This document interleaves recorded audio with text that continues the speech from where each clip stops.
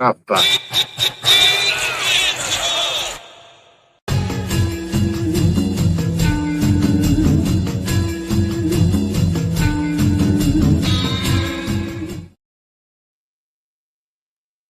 What's up, everybody? Welcome back to the Media Mania podcast. I'm your host, as always, the Media Maverick, Mike Weldon.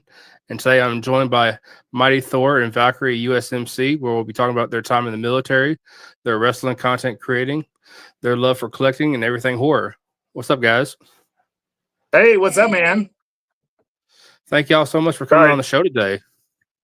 Hey, absolutely no problem. All right, got my levels adjusted. I'm actually, this is no different from our live shows, so it's actually going great for me.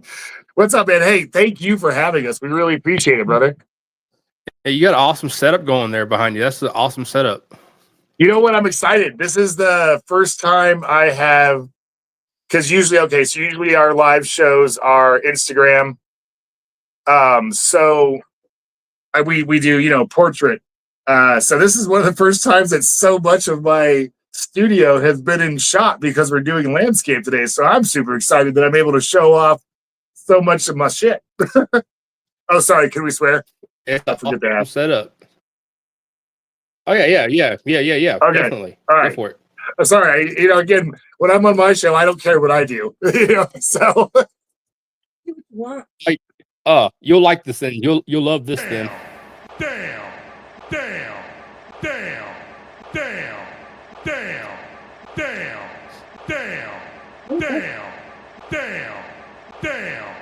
Where's that from? Still going. Damn.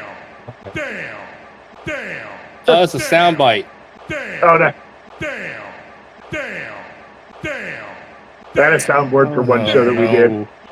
And I couldn't find the sounds that I wanted fast enough, and I got annoyed at myself, so I just stopped using it. Remember that? It's not supposed to keep doing this. Okay, there it goes. Go away, Ron. Go away, Ron Simmons. Okay, there we go. Pizza Dude's got That 30 is my seconds. no. That is my soundboard. It is very touchy. It is a very touchy soundboard. Pizza I feel like I'm on a weekday morning radio show where they're just constantly playing sound bites for their sound or for their station cues. 30 seconds. Pizza Dude's got 30 seconds. Oh, no, come on. Pizza Dude's got 30 seconds. I'm so sorry. This is very touchy. Hey, man, we've had to cut feeds and restart entire shows because we're just having it. We get it. We get it, man. Sometimes setups fail. We got to deal with Instagram. I haven't even started to deal with YouTube. We just deal with Instagram, and Instagram, holy shit.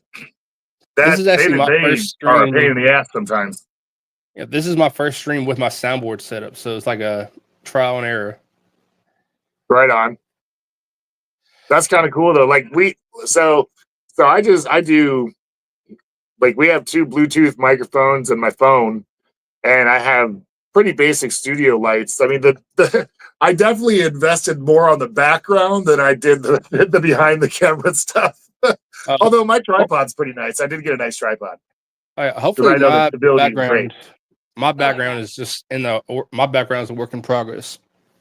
Hey, my background started, our first show that we ever did, our first live, where I unboxed of the first series of the wrestling figures I collect. I was sitting on the ground behind a coffee table with just flags on the wall behind me. So you got to start somewhere, man.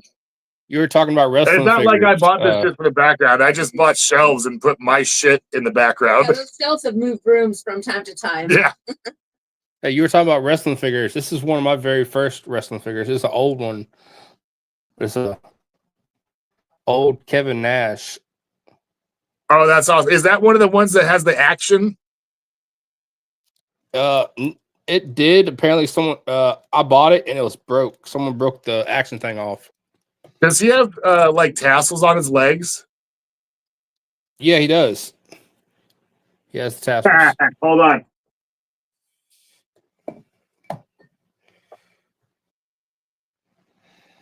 You mean this Kevin Nash?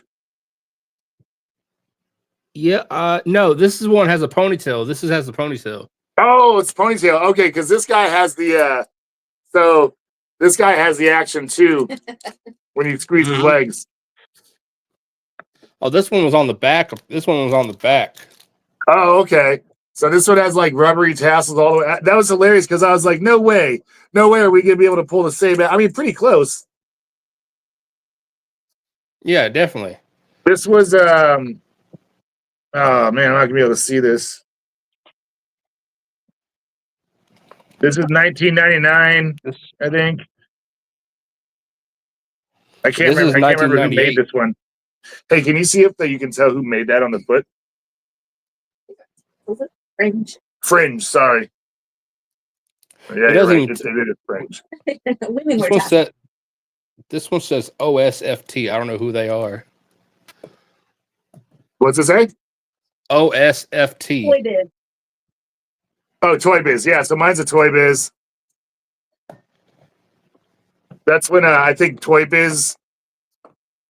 Who was it that had the? Someone had the Marvel license and the WCW license at the same time, and that's how we got great things like this Raven with Daredevil on his shirt because they had both the Marvel and the wrestling license, so they were able to cross promo them.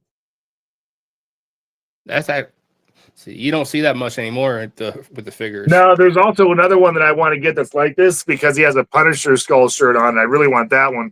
I'm a big Punisher guy. I'm getting all my toys out already. We're going great so I've read far, the man. You've already Punisher. got me to pull 2 toys off the shelf. I've read the Punisher comics. I've not watched the TV series they made. I've watched the movies, but I've not watched the TV series. So I love the Dolph Lundgren Punisher movie from the 80s. I love the Thomas Jane Punisher movie. I love the Ray Stevenson Punisher movie, all for different reasons. And I love John Bernthal as the Punisher for different reasons too. They all were really good in their own ways, and they had some flaws in their own ways. But I'm just glad that someone like the Punisher, who had comic lines but barely had any representation outside of comic media as far as like action figures and promotional items. Like when I was growing up, it was super easy to have every Punisher figure because there was like 3 or 4. And whereas like, if you wanted to get every Spider-Man figure, you were buying 20, 30 figs. But, but I mean, and honestly, the Punisher is one of the largest sub collections I have within my collection. I have a shit ton of Punisher figures and collectibles. Yeah, you have a pretty big collection. You want to going see on. the stupidest thing I have that's Punisher related? I have to. I have to see it now. Okay.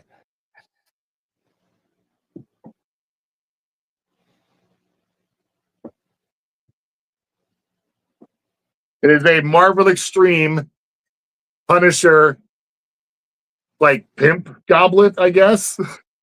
Well, that is pretty cool. That is actually pretty cool. I mean, this is how much of a Punisher fan I am. If someone says they're a Punisher fan and they don't have at least one item like this in their collection, they're not a real Punisher fan. Yeah, this thing's big too. Like, oh, and inside of it is probably the second stupidest Punisher collectible I have. Do you remember those old shaped rubber bands that they'd sell to kids? Mm-hmm. I bought a Marvel pack and I gave all of them to my kids except for the 4 Punisher rubber bands. And I still have one of them. That actually reminds me of a current thing that WWE is doing with the title things that you slap the wrist slap things. Oh yeah. The what were those? They're just slap bands. Yeah, you slap got bands. You got me one recently. I did. Yeah. I did. I got producer Valkyrie a slap band like I don't know, like a few months ago for like just like year. it was Christmas. I think. I don't know. So I always get her no matter what, even if I get her like like usually her gifts are stuff that she needs. She's not a big time like want person.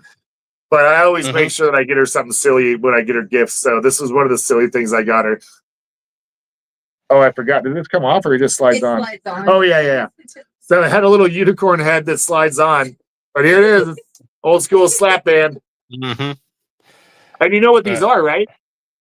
I don't actually. They're measuring tapes. If you were to cut this open, I guarantee you would find a section of a measuring tape, because that's how they started recycling them. That's how it all started. They got chunks of measuring tapes, cut them, rounded off the ends, and then covered them in fabric or rubber. And that's how they work. It's literally your at-home measuring tape will do the same thing a slap band does. The more you know. I So forgot they came fabric. I remember how that used to feel and how they got so grody. Oh yeah, That's gross. yeah. Just kids just rubbing on you all day. Yeah, but yeah, these are crazy, man. It's crazy that something like this came back. You know. I want to start collecting them because they look cool, and I don't know if I want to spend like an ass load of money for each one of them. And see, that's why they had those. Are you talking about the wrestling belt ones? Yeah. Yeah. So they came out with WWE slap bands that were wrestling belts. So they're all the different championship belts, but they're blind bags, so you never know what you're going to get. And they're not. How much are they? I don't know. I've never bought one. How much are they each? They're like $10-15 each. That's a bit much for a slap band. It's WWE. I would say maybe 10, pushing it. If you had a chance of getting like a really cool one, as far as collecting, you could tease me into getting some. If you had a real I wouldn't mind a Smoke and Skull one. That'd be cool. So they're in blind bags, right? Yeah. So you can't. Can you not manipulate it while it's in the bag like you can when you get a blind Lego? I don't think. Do the plates, are they wider than the band, or are they all the same width? I think they're all the same width. I've not bought one yet personally myself yet.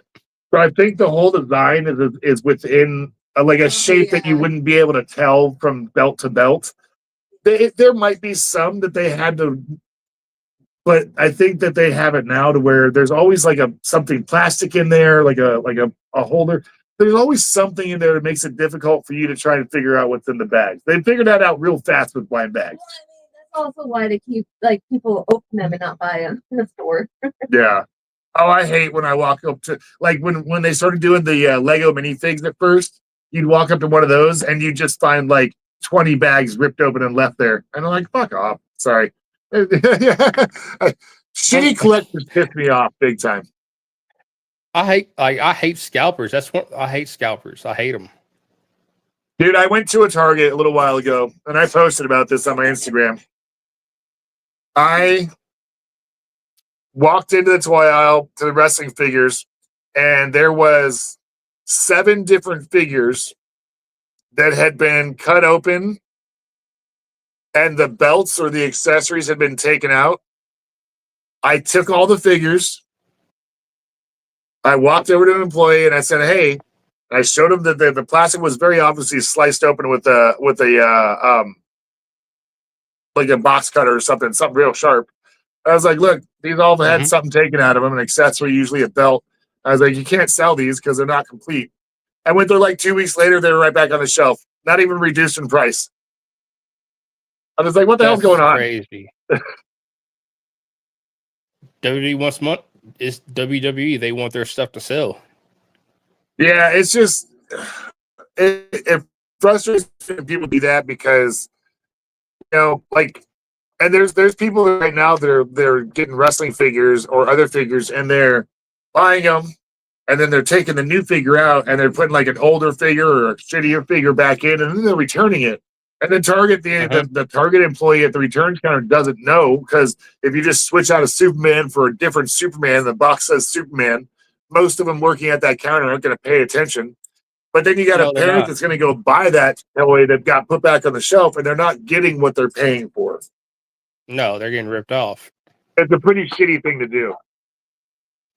I don't know if you're into chasing figures or not. I've chased a couple figures because they're chase editions. There's a store. I don't know if you go to. Do you go to Ross a lot? No, but there's not. I don't know if there's really one around me, like real close. Near where I work. Yeah, there's one close to where we work, but not really, or where Valkyrie works. But I don't really get a chance to go a lot. My main two toy hunt places are Walmart and Target because those are real close. But what I've noticed about my Walmart and Target is they're about 6 months behind. So people on my Instagram feed are posting about toys showing up in stores. About 3 to 6 months later, my Target and Walmart will have those toys. So I kind of have a benefit of like, for some reason, I get good toys. It just takes about a half a year to get filtered down to my area, but I get them at retail price. That's crazy. It takes them so long to change out the stock. That's crazy. I just don't think there's not a huge like market to buy toys like that in the area I'm at, but they have to keep them in there. So toys will kind of, unless it's Christmas, around Christmas time, yeah, those shelves be empty. But that's just anywhere, honestly. Yeah, for the most time throughout the year, they don't get bought that much, so they just kind of sit. Because the Ross I go to, the Ross here in my town, it had a CM Punk and Sammy Guevara is like 1 of 5,000 or something. Oh, nice. I do have a few chases, but I only get certain ones. So I have a Danhausen AEW 1 of 3,000 chase, but I had to go on to eBay to find that because I was not having luck finding it in the wild. I found a bunch of regular ones, and I've got the regular one. So basically, if there's been a Danhausen figure released, I have it. I love Danhausen. I have so much Danhausen shit. Like most of this corner up here is all Danhausen. And then I also got one of his 1 of 5,000. I actually got 2 of his 1 of 5,000 Ring of Honor figures. And then I've got I like doing chase figures, but only for certain ones. Like I got a Sandman WWE chase figure where he's in the American flag pants. Yeah. I found that on Amazon. It was listed as the chase, and I was like, all right, I bought it. It was the easiest chase figure I've ever gotten. I don't think I have one ECW figure in my wrestling figure collection. I have a lot, but man, that's what got me back into really got me back into wrestling was ECW. I was watching like at the beginning of like Monday Night Wars, a little bit before that, and then right at the beginning of the Monday Night Wars. And it was kind of slow because everyone was building and they hadn't really got into like WCW being like really good, and WWF was kind of coming out of a slump. And then I remember I found out about ECW because I was up at really, really early on a Sunday morning. Well, I wasn't up. I just stayed up all night. I was flipping through channels and I found this crazy wrestling show. And I figured out when it was on. It was only on this channel at like 3 a.m. on Sundays, and that was the original ECW shows, and that's what got me back into wrestling big time. So I have a bunch of course, I got my Mick Foley's. I met Mick Foley; he was awesome. I got a bunch of Mick Foley figures. I got Rob Van Dam. I got Taz. I got Terry Funk. I got Chainsaw Charlie. I got Sandman. I got Al Snow. I have a bunch of ECW. I love it, and that's just for those guys down here. Oh, sorry, Ash. Sorry, I dropped Ash. I got a bunch of guys down here in my Zombie Sailor ones. I got Tajiri. I got Sabu down here. I got more actually that are sealed. I don't have so many that are open. Yeah, I know. I'm trying to. That's what's happening right now. I keep shifting. So yeah. Did you get more into collecting after you got out of the military? No, it just changed directions. So I was always into like toys, but I wasn't like super big on collecting them. It's rare that I got something that was like, I was rare that I got toys as a collectible thing. I was more into comics, and I had a pretty decent sized comic collection. And actually, I sold off most of it when I joined the military, and what I have left now, I have like one long box plus a stack. That's all the comics I have left, and I haven't really bought comics in a long time. I'll buy graphic novels. And then it wasn't. It was like it was. I was always collecting a little bit of figures and stuff, but it was more of I bought sealed stuff because it was going to go increase in value. I hadn't started buying collectibles or figures like I had comics for like the true enjoyment of it. It was more of a value thing. So what I had prior to the military was just stuff I was keeping in the package.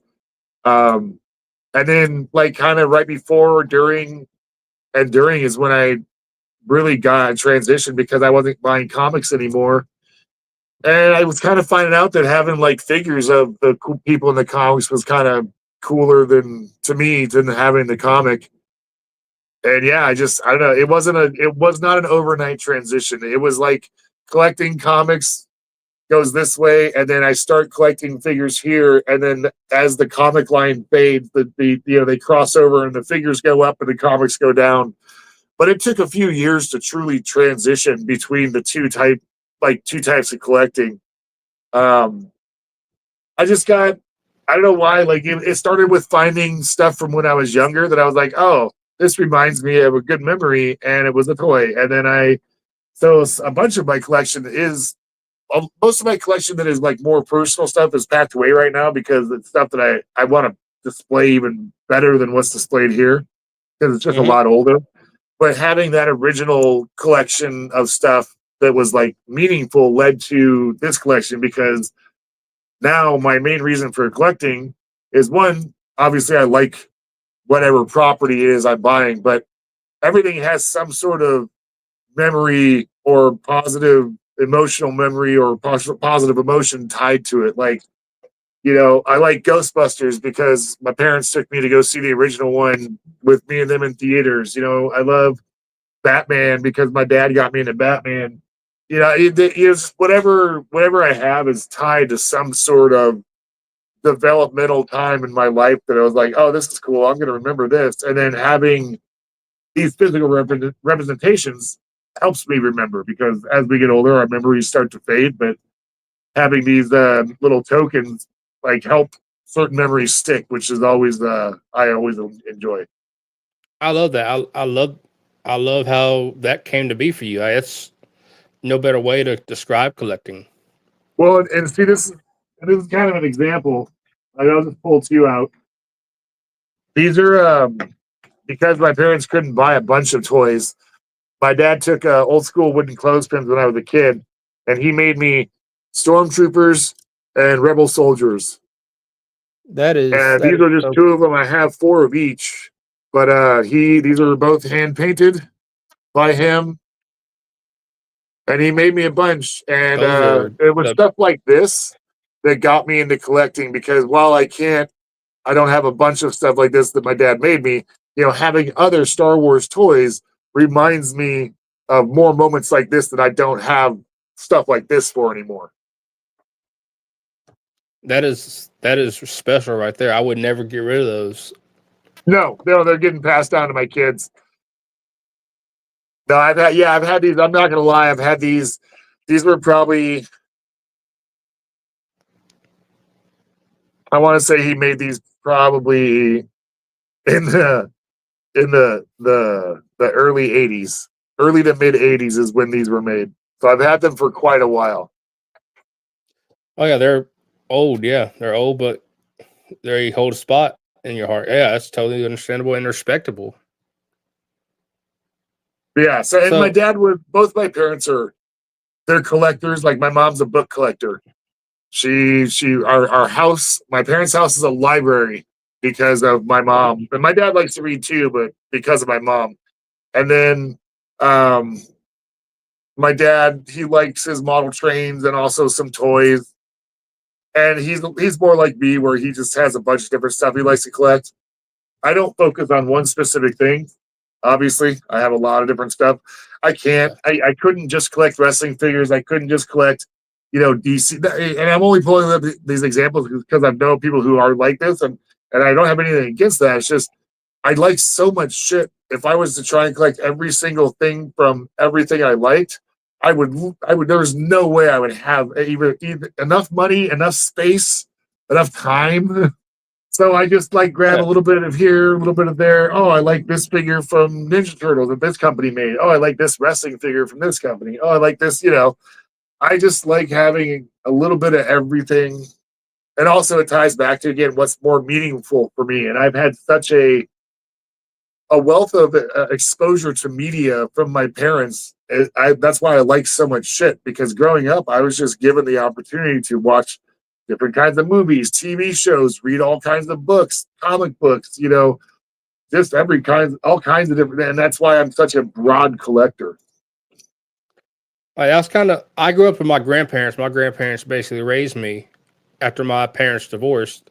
My grandma, her whole living room was nothing but a library. And my grandfather, he had the whole garage turned into his little man cave. And he collected war stuff. He collected a lot of war, like Civil War stuff, and he collected license plates and all kinds of little knickknacks. Yeah. Yeah, and that's what that's another thing my parents have too. They have knickknacks for sure.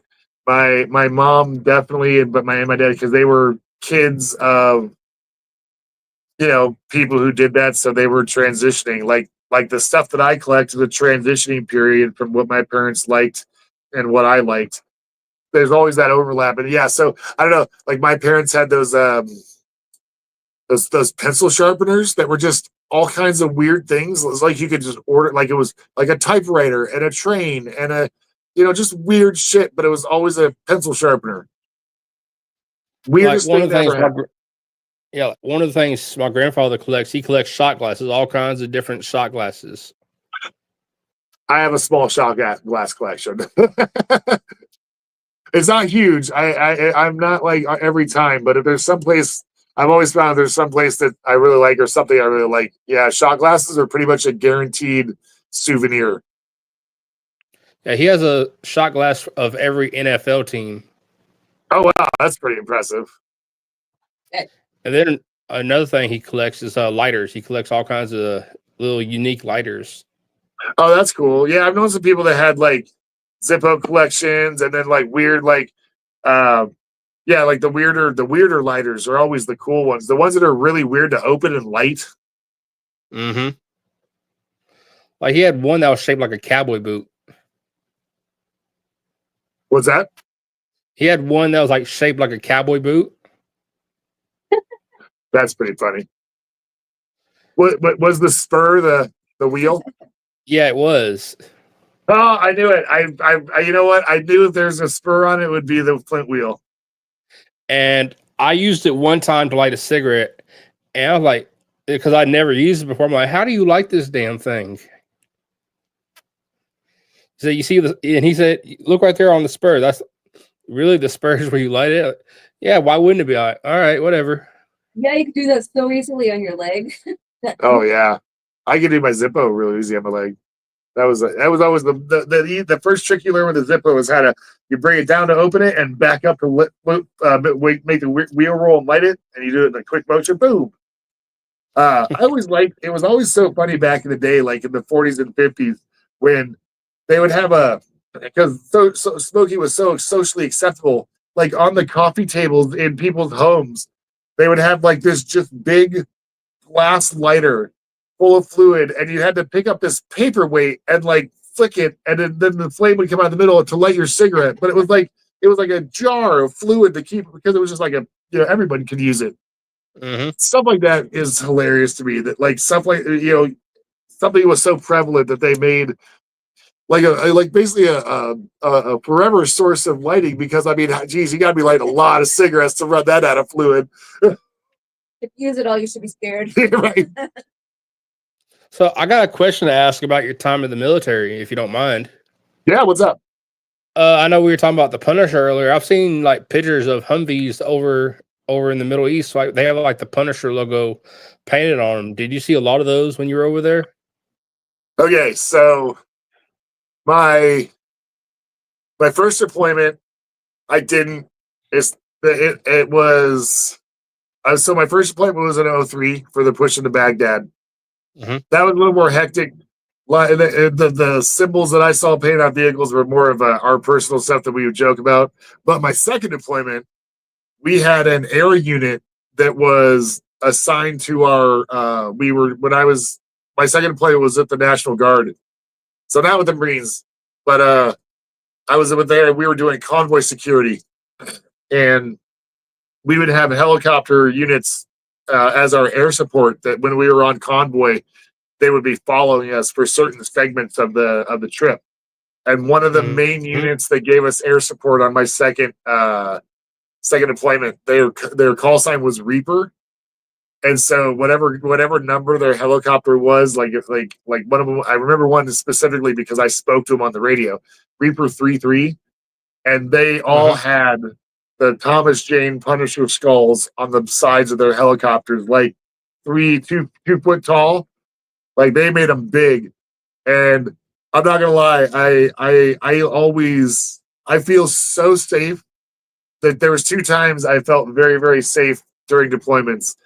My first deployment was when we had a moment where we were stopped in the middle of nowhere, and we had a group of 4 Cobra helicopters circling our position, watching over us. And you don't need 4, you need 1 because they can see everything. So 4 is kind of overkill, and I felt very safe because no one was getting close to us. They can see for miles in any condition.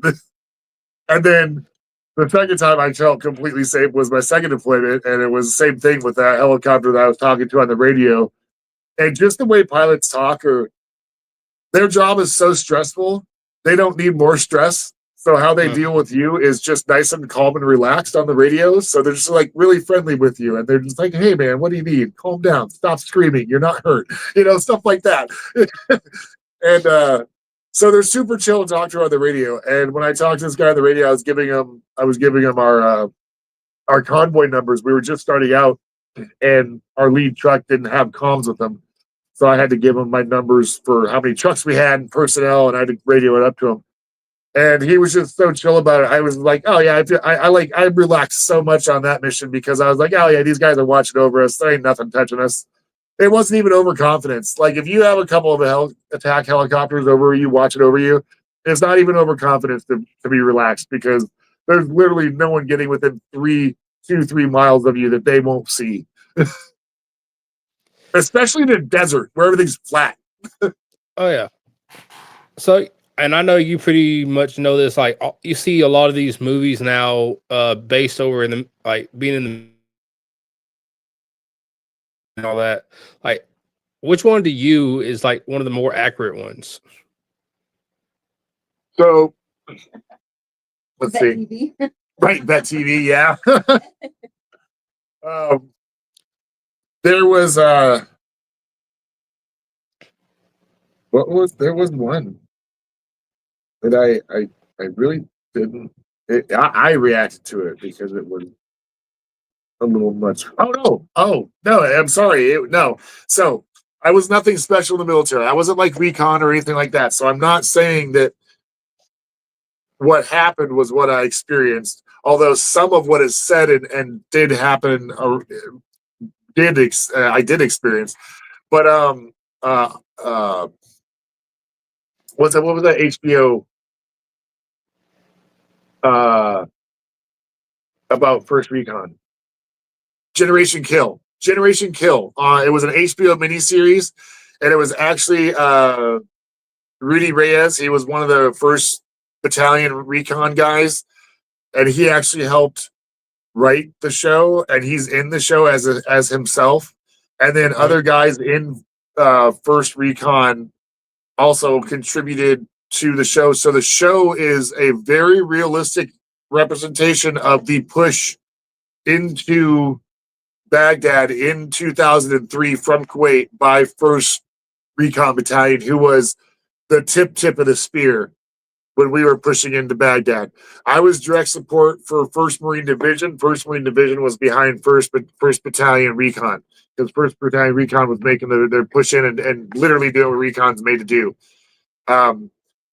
So I was, we were right with 1st Marine Division. They were right behind these guys. So stuff that happens to them in that show was stuff that I was rolling up on or was in the are happening around us, and were a part of our advancement in that show. And also when they talk about rumors, it's funny. One of the rumors they talk about at the beginning was they're talking about how J-Lo died. And no joke, I remember that rumor going around our camp in Kuwait before we went into Iraq. It was a big rumor that because there was no internet. We were writing letters in 2003 back home. We weren't texting. We weren't getting internet cafes. We were still writing handwritten letters that just over 20 years ago. Yeah, mail was. We were might as well look at it like the Civil fucking War. We were writing letters still. Yeah. Running out of stamps, no way to send your fucking letter, shit like that. So we had no way to know. And so this rumor went around that J-Lo died, and it just spread because how do you know? And then no joke, that is in that show.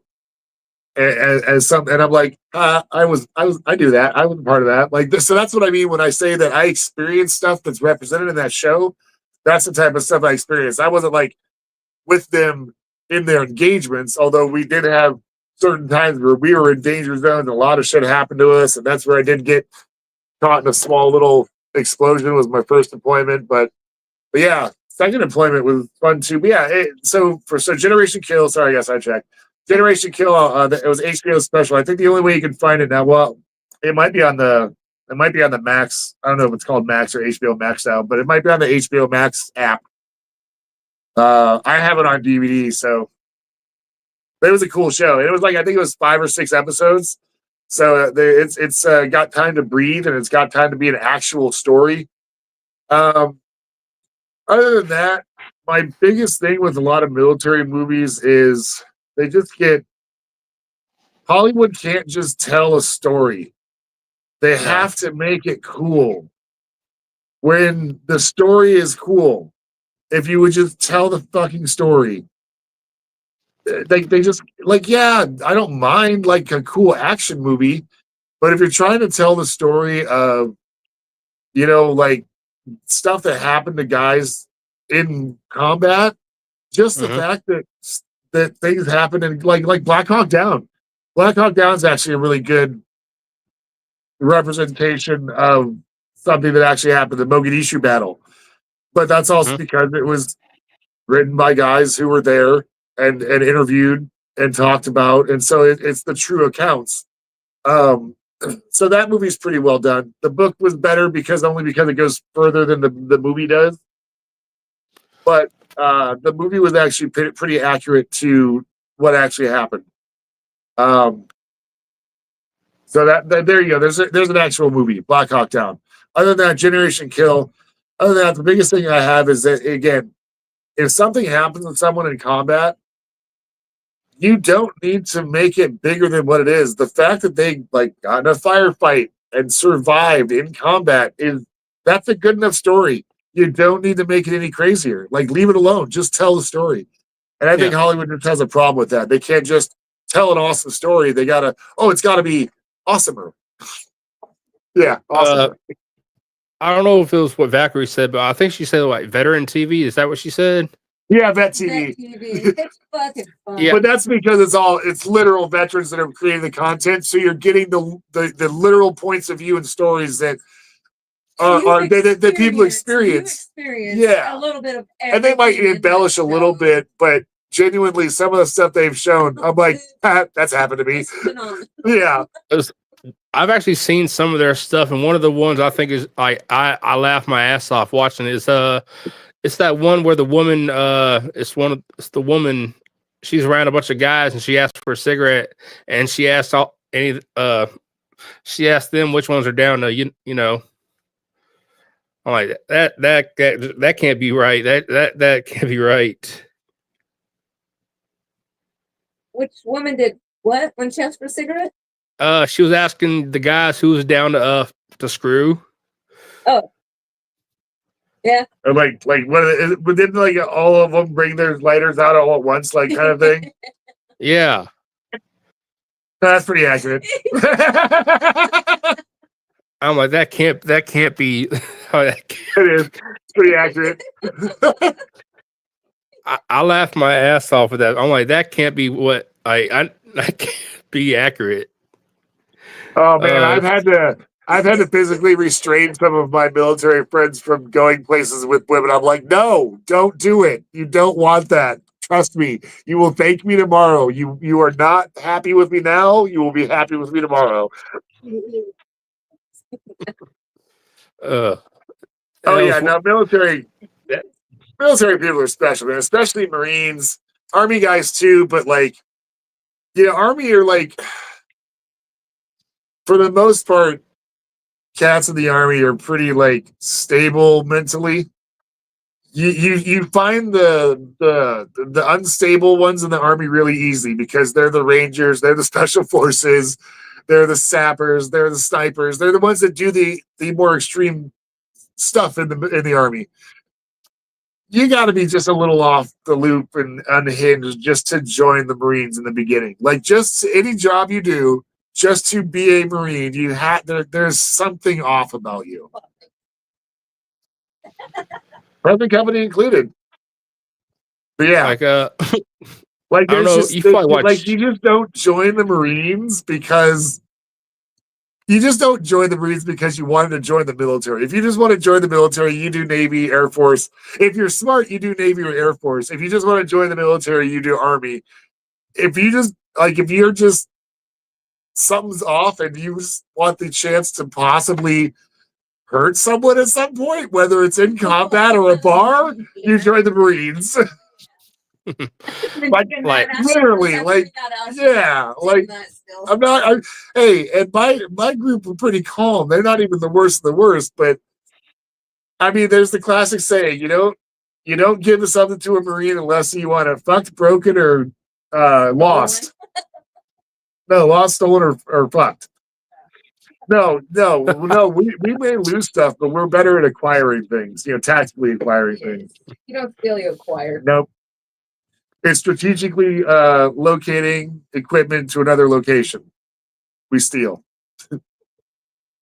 One of the funniest things I saw in a movie with the military was the movie Jarhead, where they take the brand to people. Like they brand people. Like, I was like, Okay, that cannot. So while there was people who did shit like that, especially in like infantry units and the more specialized units, my biggest problem with that movie and the book was this dude was literally given some of the most elite training in the Marine Corps, let alone the military. And his response is to be a whiny crybaby about it. And then the movie comes along and Jake Gyllenhaal goes to him and says, "Hey, we're doing the movie. I'm playing you. Let me tell me about yourself. How should I play you?" And the guy's like, "Whatever, it's your role. I don't care." And just like didn't help him. So the way Jake Gyllenhaal plays him, I don't know how he decided to do it, but he had no input from what I understand from the original guy and author of the book. And the book just comes across as someone whining about having awesome opportunities. I don't know how else to say it. Like, and then he, like, his reactions to losing, and it's been a while since I've read the book, but it's just everything he says is just his reactions are just not how you would react normally if you were given awesome opportunities, you were sent to places, and then you had friends die in combat and also to suicide. It's not like it's coasting along in the worst ways is how the book comes across. And the movie comes across as just, it's not a good representation of the true emotions of the book. And I feel that's because, again, Jake Gyllenhaal and other people on the production had no real input from the actual guy. Whereas, again, that's why Generation Kill is so good, because Rudy Reyes, one of the actors and producers and stuff, was one of the 1st Battalion recon guys there. and he got his friend to give input and help, write the stories so that it was very accurate. So there's kind of your differences in accuracy. Jarhead's a fun movie to watch as long as you don't know too much about the real guy. If you find too much about the real guy, suddenly it's just like you realize why the movie is so gung ho, because the book is definitely not gung ho military. I was going to say it loses the moto-ness. Yeah, like the movie comes across as like this guy was like, hell yeah, military, fucking sniper. That's not what the dude in the book says. Who is the guy who is happened to? That's not how he portrays himself in the book. And obviously, he didn't care to input how he should be portrayed. Again, this is all a lot of this kind of pre-internet, heavy internet. So this is stuff I was still picking up from just little things here and there. But yeah, I wasn't impressed by the book, and the movie I was like, this is not even the same story almost. It's like they picked out the action stuff from his story because some stuff did happen to him. And then they just tried to write stuff around that and hope it worked. And again, it comes off as a super moto like military movie. Like the guy was, deployed and they did awesome stuff. And that's just not how the book comes across. I know we talked about this on the phone the other night. I know one of your favorite movies that has a boot camp is Full Metal Jacket. Oh yeah, I love that movie. I love the boot camp part. So this is what I told them. I said, and this is the truth. I've watched Full Metal Jacket probably close to 100+ times. I've only watched it all the way through twice because I will watch it through the boot camp scene, and then I just don't care anymore. I stop watching it. Yeah, see, I told you that's how Marines work. Didn't I tell you that? Yeah. Oh, wow. Oh, I also thought of another one that actually is it's not a, I can't remember. I can't remember if it was based off of someone real, but it's not a super accurate like movie, but it's still a fun military movie. Is Heartbreak Ridge with Clint Eastwood. I don't think that's based off anything real. I think it's based off real conflict. I don't think or maybe it might be loosely based off a real guy, but the movie itself is just a fun movie. Like, is disregarding the possibility whether it's accurate or not, Clint Eastwood comes off as an accurate Marine in that movie.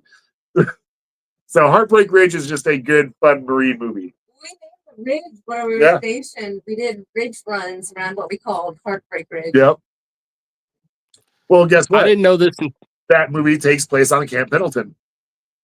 Because that's where. I heard that. I didn't know it was true. Well, yeah, because he gets assigned to 1st Recon Battalion. I know snippets of him. Yeah, he gets assigned he's in charge of 1st Recon Battalion. He's their company gunny. And he has to shape them up because they're all out of sorts. And so he comes in as their company gunny, and he just, but it happens on Pendleton. That's why you have Heartbreak Ridge. But Heartbreak Ridge in the movie is a place that there was like the Korean War conflict that he was in, where he got his Medal of Honor in the movie. Anyway, sorry, go ahead. You had a question? I was gonna say I didn't know this at the time until I was a teenager because I didn't have access to internet because I didn't have like a smartphone until I was a teenager. But I didn't know that the guy that played the drill instructor in Full Metal was an actual drill instructor, like a real life. drill instructor. That's why they hired. That's and here's something funny. Sorry, you can't really. What? You can, but I don't know what the word is. You can't replicate it fully. Yeah, not fully. So and here's the funny thing: Arlie Ermy got out of the Marines as a staff sergeant. He was honorably promoted to gunny by the Marine Corps. So he actually left as a staff sergeant. When he was brought on to Full Metal Jacket, he was brought on as a consultant, and he did a video where he did basically him being a drill instructor. And he did all the drill instructor stuff while people were pelting him with tennis balls and oranges. And he didn't break the entire time as we're getting hit with tennis balls and oranges. And Stanley Kubrick saw that and said, yeah, we're not going to hire anyone else. He's our drill instructor. And that's why it comes off, because he knows how it goes. And again, that was a time, they're replicating a time in the Vietnam era where, yeah, like being physical with a boot camp recruit wasn't really frowned upon. And maybe, yeah, some guys got hurt because they didn't listen. And while that was definitely toned down, and I'm not going to say that was the right thing to do, that's just how it was then. And so he was able to replicate that accurately because he was someone who went through that type of boot camp. And, so he was, yeah, and he nailed it. Like, he is 100% a Marine Corps drill instructor in that movie. He changed the view. Oh, he might have, yeah. Sorry. So yeah, his representation, and honestly boot camp in Full Metal Jacket, and in the end of Full Metal Jacket, like, I'm not gonna lie, that's how Marines are. And yes, Vietnam was very crazy. Like there was some crazy stuff that happened in Vietnam. And so that movie does a good representation of both boot camp and Vietnam. It is, obviously embellished in both, but that is a very accurate representation of Marine Corps boot camp. Like yesterday, I think it was yesterday or the day before, I put on my Instagram in the little notes thing they do on there. I put in there one of the quotes from the drill instructor. Well, not from the drill instructor, but from Joker. I was put in there. Is this you, John Wayne? Is this me? You want to hear something funny? Yeah. Towards the end of boot camp, they started calling me Private Joker because my first job in the Marine Corps was going to be public affairs, like his job was in Full Metal Jacket. We got here a fucking comedian, Private Joker. Yeah, because so I joined the Marine Corps because I wanted to be a journalist to work for. At the time, there was a comic book magazine called Wizard. And they did like a comic price guide a little bit in the back, but it was a lot of just like promoting comic book stuff. And then they did another magazine called Toy Fair, and that was all toys. And I have a lot of the Toy Fair catalogs or magazines, but I have a lot of the Wizard ones too. But at the end of a lot of their issues, they would in the back have like an employee highlight. And it was always like the person sitting at their desk as the picture, and then they would do a bio about them. And their desks looked like my studio, like the comics stacked up, action figures sitting there, posters on the wall. And I was like, I want to work there. And so I'm not a big, like, sit down and learn student. I'm not real good at student stuff. But on the job learning, fantastic. Real good at that. And so I was like, well, if I join the military, which I was thinking about joining at the time anyways, I was like, I'm a big history guy too. And I was like, well, if I join the military, I could join and be a journalist. The Marine Corps is big on their history. So I can be the guy who helps write the next chapter of Marine Corps history. And then when I get out, I can apply and have 4 years of on-the-job training as a journalist, and I can apply at this company, and I can become one of the writers, and I can have a fucking desk covered in toys and comics and posters. Meanwhile, the entire time, I have a room filled with comics and toys and posters, and now I have a room full of comics and toys and posters. Not to mention the toys on your desk. Yeah, and that's my own desk with. It's not what you aim for, but you got your goal. Yeah, it's basically in a roundabout way. I finally got to, but I did a mix. Like instead of doing writing and just having a desk, my desk full of cool shit is part of like how I do my not journalism, but my my representation, my talk show basically. So yeah, so I in a roundabout way, I finally got to where I wanted to go, but my plans didn't quite work out exactly how. But yeah, that was the whole reason I went to be public affairs, because I wanted to work for a toy magazine and write for them. And their school in the military for public affairs is very difficult. I failed out by 700th of a point. They wouldn't. And I got moved to a different MOS. But yeah, it was a difficult school. Very difficult. They are very strict. It has a 75% attrition rate. That wow. It's one of the strictest schools in the U.S. military because every branch goes to the same school. It's in Fort Meade, Maryland, over by D.C. and Baltimore,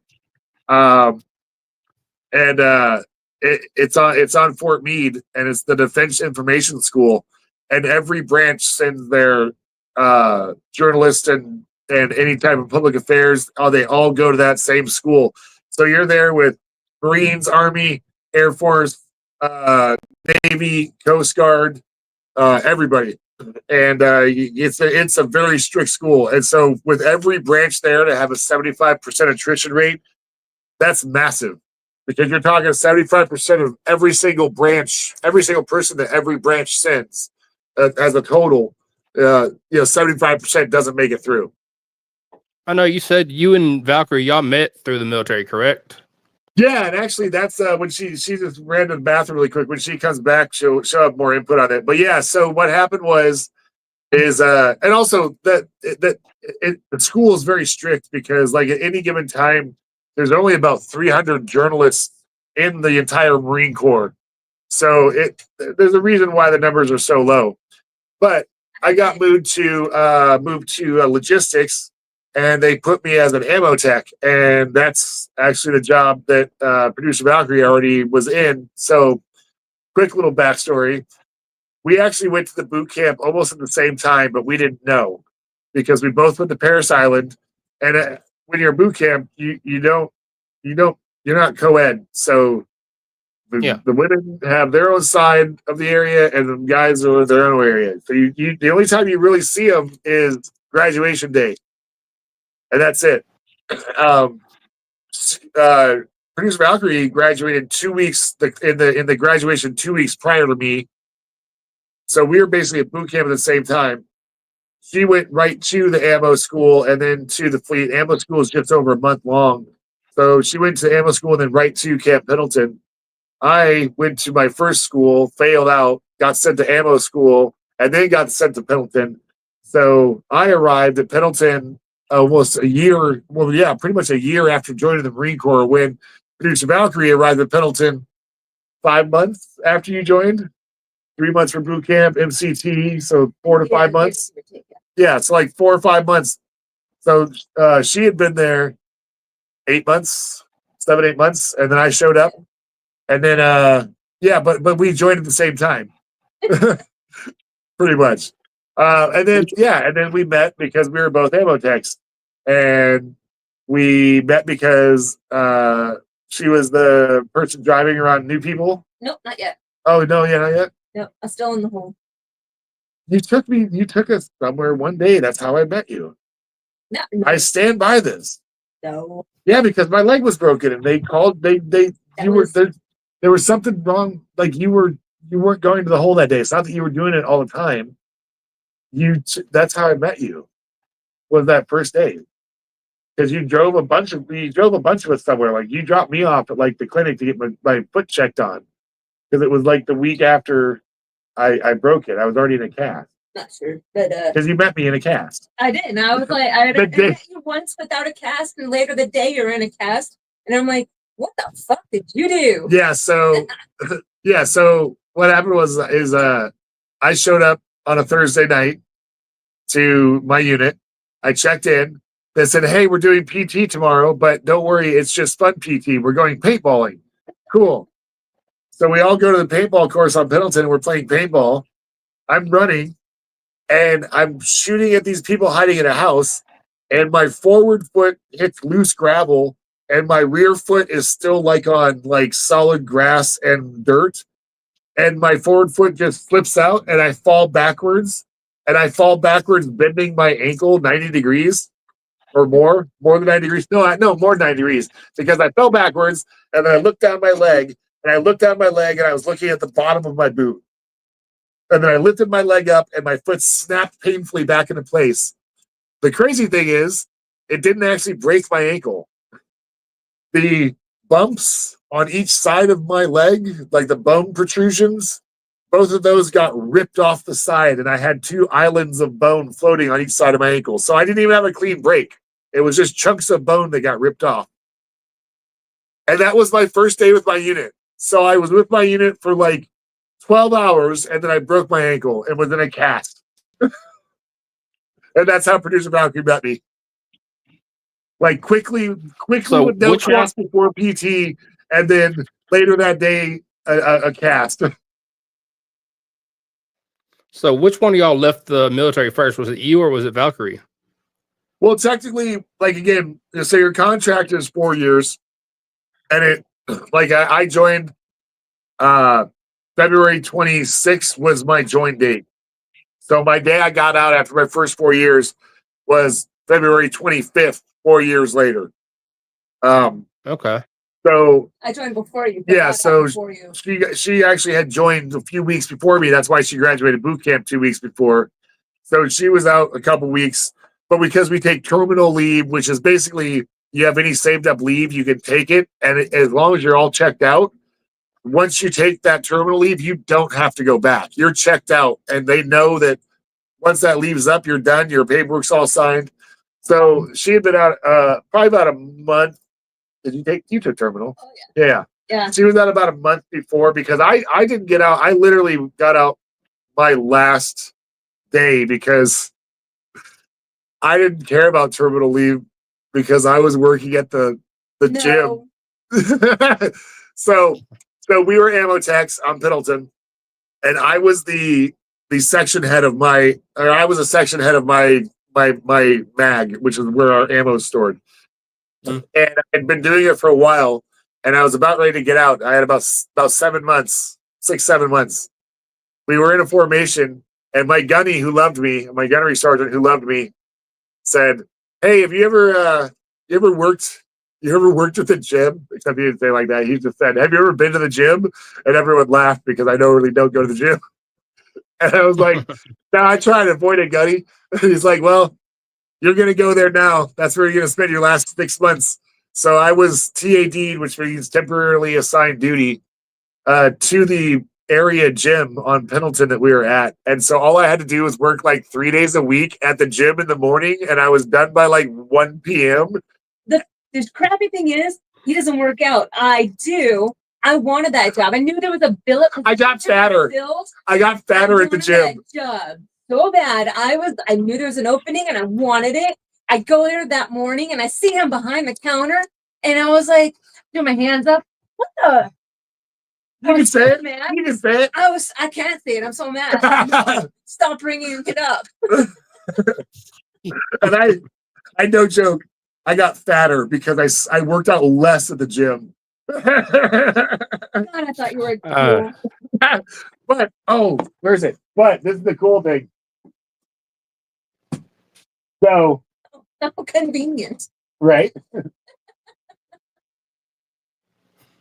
Speaking of Punisher, here's my original copy of First Appearance of the Punisher.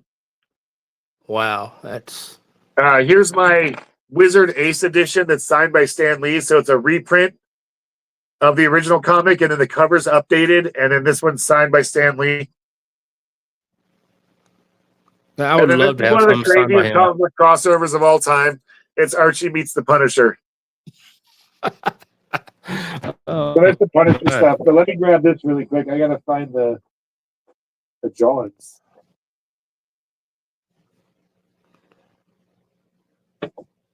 I guess not. They were right here. I should be. I thought they were in the shirt. Oh, they're right here. No, I wanted to keep it flat. Okay, so right before I left, I was really in good with the lady who ran the gym in our area, and she was like, "Hey, I know you draw. Do you want to design this year's bench press competition T-shirt?" And I said, "Yeah, that'd be awesome." And so she gave me some criteria, and I still have my. I'm just going to go through these real quick. These are all my variations. Like I have from beginning to end, like all the levels of variations I worked on to get down to the final idea that was asked. And then, One of those. yeah. And then, so if any Marine was in the 2005 Camp Pendleton bench press competition, you got the shirt designed by me. That So I'm pretty proud of that. I cannot do that. Like, you are better than I am at it. And the initials, my initials are where are they at? Where's it at? It's on here somewhere. Oh yeah, so real small. Right here below the design, I have my initials. So my actual initials are on every shirt too. Walking around with your Oh, they showed me one. They said, "Here's the trial print of the shirt," and I'm like, "Where's my initials? Like, that's my artwork. You're not. No." And that's why that's on there, just because I demanded my initials be on there. I was like, "That's my fucking artwork. You're gonna acknowledge it," because I had it. I had my initials on the weights, and I thought that made more sense. that they, you know, just because you see random lettering on initial or on weights and stuff, but they ended up putting it says a devil dog iron 45 pounds. Yeah, whatever. That is a badass design. Black with a 45 on, like big 45 on the They had it in blue and green. on the back. It was Yeah. a big 45, and it was so hot and sticky because of how big the plastic on the back for the 45 was. Terrible. Good choice picking that one. Here's something you'll like. Here's me in the crowd at the premiere of the Marine movie with John Cena at Camp Pendleton. That is cool. And didn't he want to be a Marine if he wasn't belt. I still have that spinner belt. And this spinner belt, if you get the Marine DVD and you go on the special features and you watch the special feature about the premiere, that spinner belt is on that premiere behind the scenes special feature on the DVD of the Marine, which so few people probably own. I wish I still had my copy of the Marine DVD. I wish I still had it. Well, the only reason I have this picture is because I actually made the paper. Oh wow, that is. See, I've never made the paper for that. Is cool to make a paper in any capacity. That is. Here's the and then I have Maria's signature, Carlito's signature, Jonathan Coachman, and then the actress who played John Cena's wife and the director all autographed the T-shirt that they were giving away that day. John Cena, that no good fake goody two shoes, walked within feet of me, jumped to the other side of the railing, and then jumped all the way past my section and walked on. That son of a bitch. To quote Carlito about the shirt, to quote Carlito, like this, and he walked past me. No other kid had a spinner belt. I'm not upset. I'm not upset. You're a little upset. But also, I have they gave away a dog tag, and then they gave away promotional tickets. That is cool. Yeah, so I still have everything I was given that day, and we got to watch the Marine. And the funniest thing was, so if you know anything about Marines, you know that we are very strict with how we portray ourselves, how we do our military stuff. And one of the things we're very strict on is saluting. If you don't salute right, like, you'll get dogged on. And one of the funniest things I've ever been a part of was that premiere and sitting in a theater full of Marines, and like 3 minutes in, John Cena has like a title screen of him standing there in uniform, and he throws up one of the shittiest salutes I've ever seen. And it must have felt bad for the entire theater to erupt in boos around him. I wonder what his reaction was. I wonder what it was. Hopefully he was laughing, because we only dogged on him for the salute. Other than that, it's a pretty fun movie if you watch it. It's silly, and T-1000's in it. What's his name? Robert Patrick. I think it's Robert Patrick. Isn't it? He's the bad guy. That's why when they started the Peacemaker thing, the guy, or James Gunn, reached out to Robert Patrick. He's like, "Hey, I was thinking of having you in this role," and he's talking to him about it. And Robert Patrick's like, "Oh yeah, John Cena, John and I, we have good chemistry because we've worked together." And he's like, you have? He's like, yeah, in the movie The Marine, I was the guy who stole his wife or kidnapped his wife. And I was the bad guy. And so the James Gunn didn't even know they had worked together. That's how much of an impact the Marine movie made. Don't get me wrong, I love the John Cena one, but other than the one after that, only one I really knew about the Marine was the Miz, because he went and made it his like a staple. Oh yeah, he was like, I didn't even think it was the sequel. I think he was like at the third one. Yeah, Ted DiBiase was in the second one. Yeah. Oh, it's so funny. It's so funny how they turned that into like a series. It is, and Miz just took it and ran with it. That's hilarious. Hey, I love the Miz, man. Good on him. And the Miz is fun. I like guys who launched him into Hollywood. I like a good personality, or I like a good gimmick. If you got a good gimmick, I like Danhausen. I love his gimmick, man, and he's all in. Like he's all in with his gimmick, so I love it. But if you don't have to have a crazy gimmick. You can just have a real good personality, like the Miz, or like MJF, who just is an asshole, and he just maintains that the entire time, whether he's on a show, walking down the street. If you meet MJF, just know he's going to treat you like shit, even if you're a fan. You know what? You know why? Because it works. Well, not just that, because he's better than you, and he knows it. Yeah, there you go. Exactly. Yeah. So, what led you and Valkyrie into doing y'all's watch-alongs for WWE pay-per-views? All right. Oh, okay. So this is gonna be you got to have the background. So I'm gonna start at the beginning. All right. So I'm gonna start with just our live shows, and then we'll get to the why that we do the watch-alongs. All right. So originally, the very first live I did, I unboxed Series 1 of the Zombie Sailor Toys Wrestling's Heels and Faces retro line. I was thinking about doing some sort of social media thing. I had done stuff before for other companies, but never anything for myself. So this was my time to do that. And that was one of the times where I'm like, oh, hey, if I'm unboxing these, I might as well just throw the camera on and just film it. And I just asked Valkyrie, I'm like, hey, you don't have to be part of the show. You don't have to say anything. I just need you to start and stop the camera for me. So I don't have to like start it and run on camera and then run off camera and stop it. And then there's this empty space in the beginning and into the video.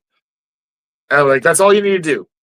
You can sit behind the camera and play on your phone. You don't have to watch. You don't have to pay attention. They just, you only have to pay attention enough to know that when I'm wrapping it up, you're going to stop the camera.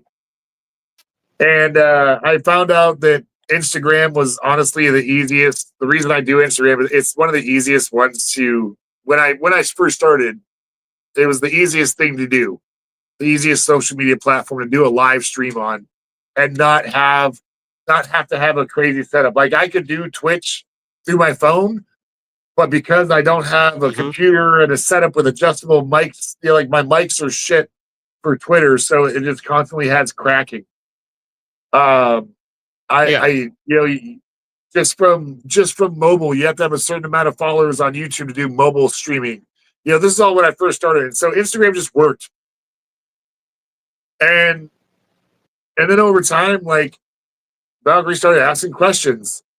And then she started being more part of the show. And eventually I was like, there was times where she didn't want to or she was like, I don't know if I really want to. And she was just like, wasn't feeling well or something. And she just would miss a show. And I'd do a show on my own and I'd watch it back and I'd realize, man, I'm so used to having her there now. Like when I'm on my own, I'm not good. Like I'm okay. I can do fine, but I'm just not as good.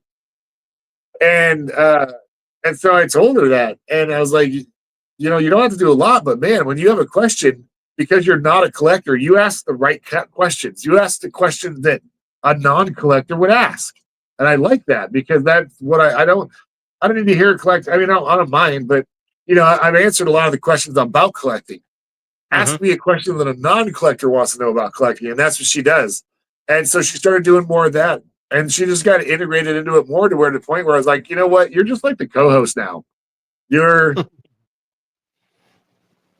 you know, you're my co-host. You're my producer and co-host.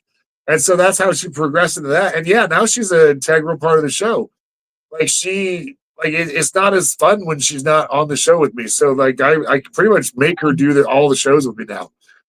It's rare that I tell her like, oh, you don't have to help out with the show, because I always want her in the show, because she does. She always, you know, again, you know, it's good to have someone, because then you have less dead air. Because if I slow down, she brings something up. So it's a little bit easier, obviously, to keep from having dead air moments where you're transitioning your thoughts. And I can kind of work around that, because again, I've done quite a few things in like social media filming and stuff with companies I've worked for. So I'm used to holding my own. But you know, you get used to a good format with somebody bouncing to bounce off of. When suddenly that's gone, it kind of sucks.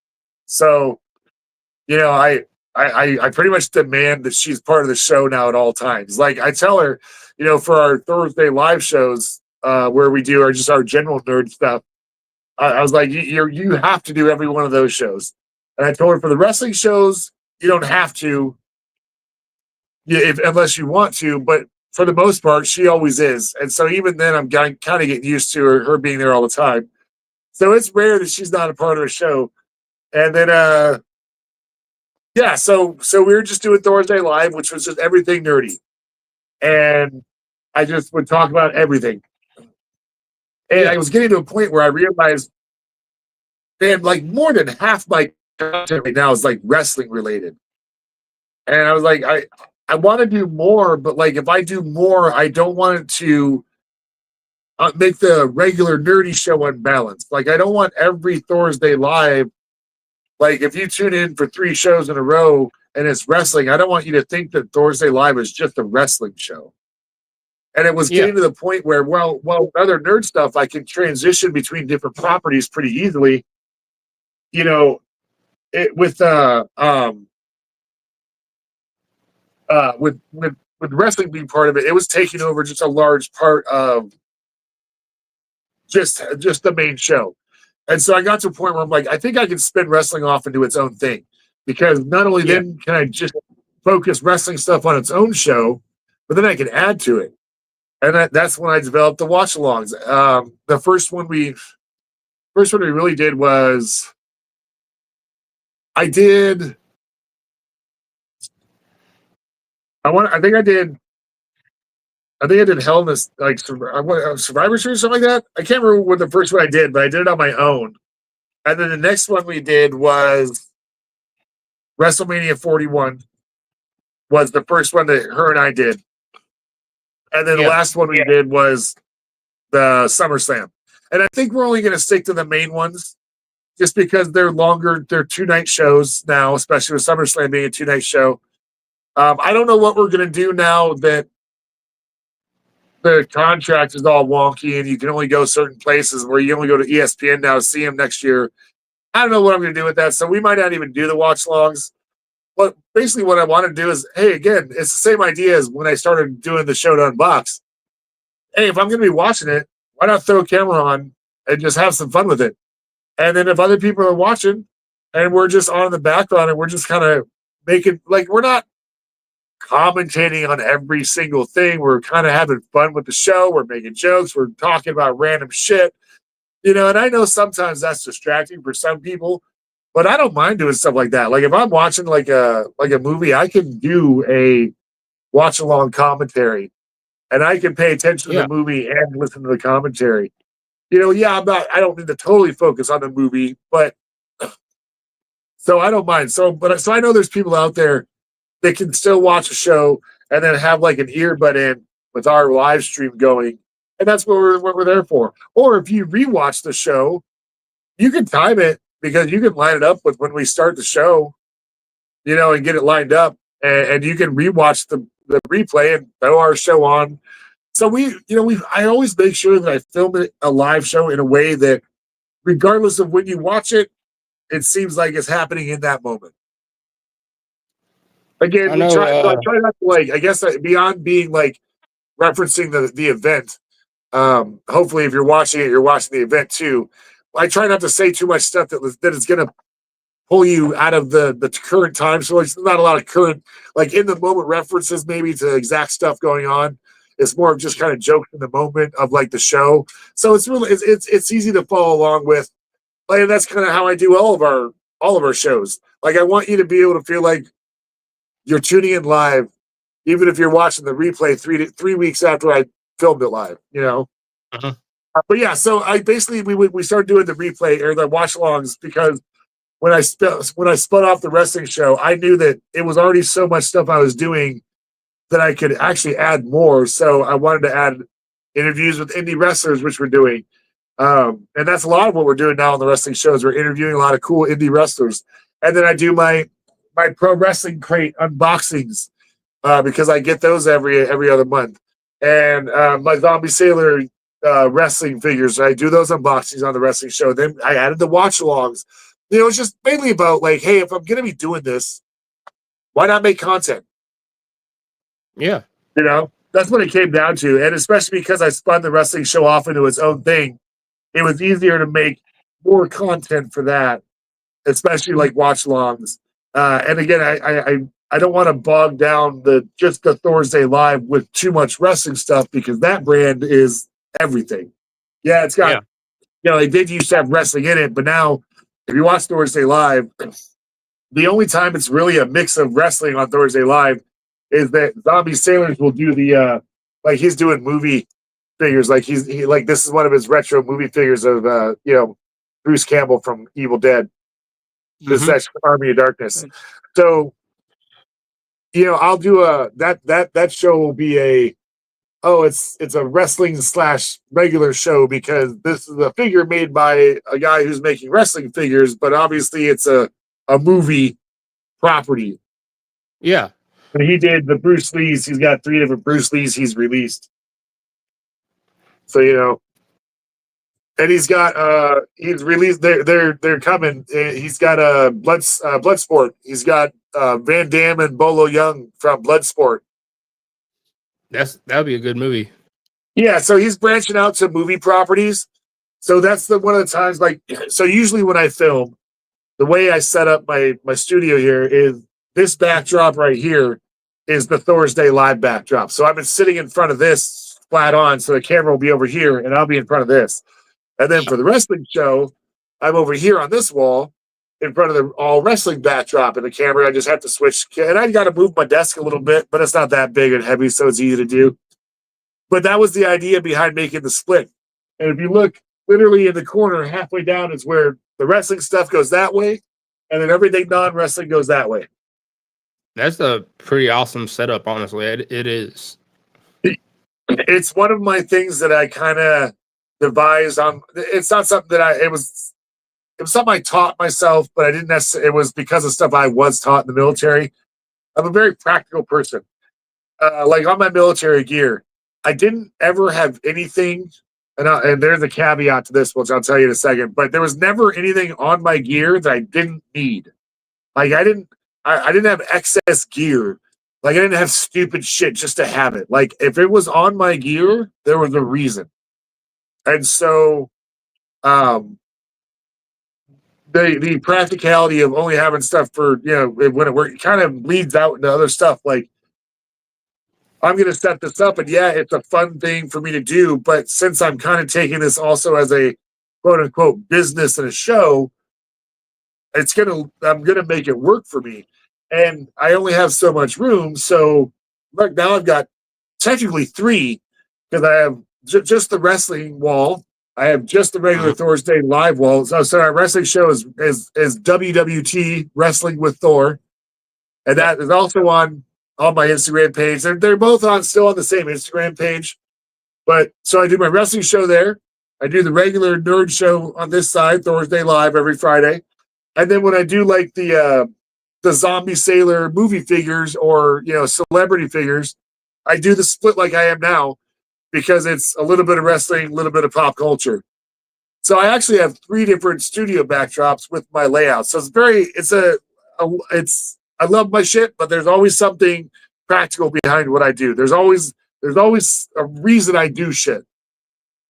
And it's a I don't like I do said, stuff it's a I don't do stuff. I don't do anything for no reason, basically. yeah, like I said, it's a cool setup, and I especially like the top up there with the light that's changing all the time. Yeah, so I like that. That was actually so it used to be these shelves were on this wall, and then the zombie figures were on this wall, but because there's a window on this wall, I was running out of space for the zombie figures. Yeah, I'm sorry, for the zombie sailor wrestling figures. And so by switching the shelves and only putting one on this wall and then having three go down this side, I had way more space and I could expand the zombie sailor wall. And so now I have room when I get more figures, there's more room to add. And then so those lights were kind of the middle highlight of the old studio setup. So they would be right in the middle of shelves behind me. And then I had the Punisher light up on one thing, and then I had the on-air sign. But now, yeah, it's mainly this side. Like this side shows a little bit when I'm on the show, but the big backdrop for the wrestling show is usually the zombie figures. That's what I like to display.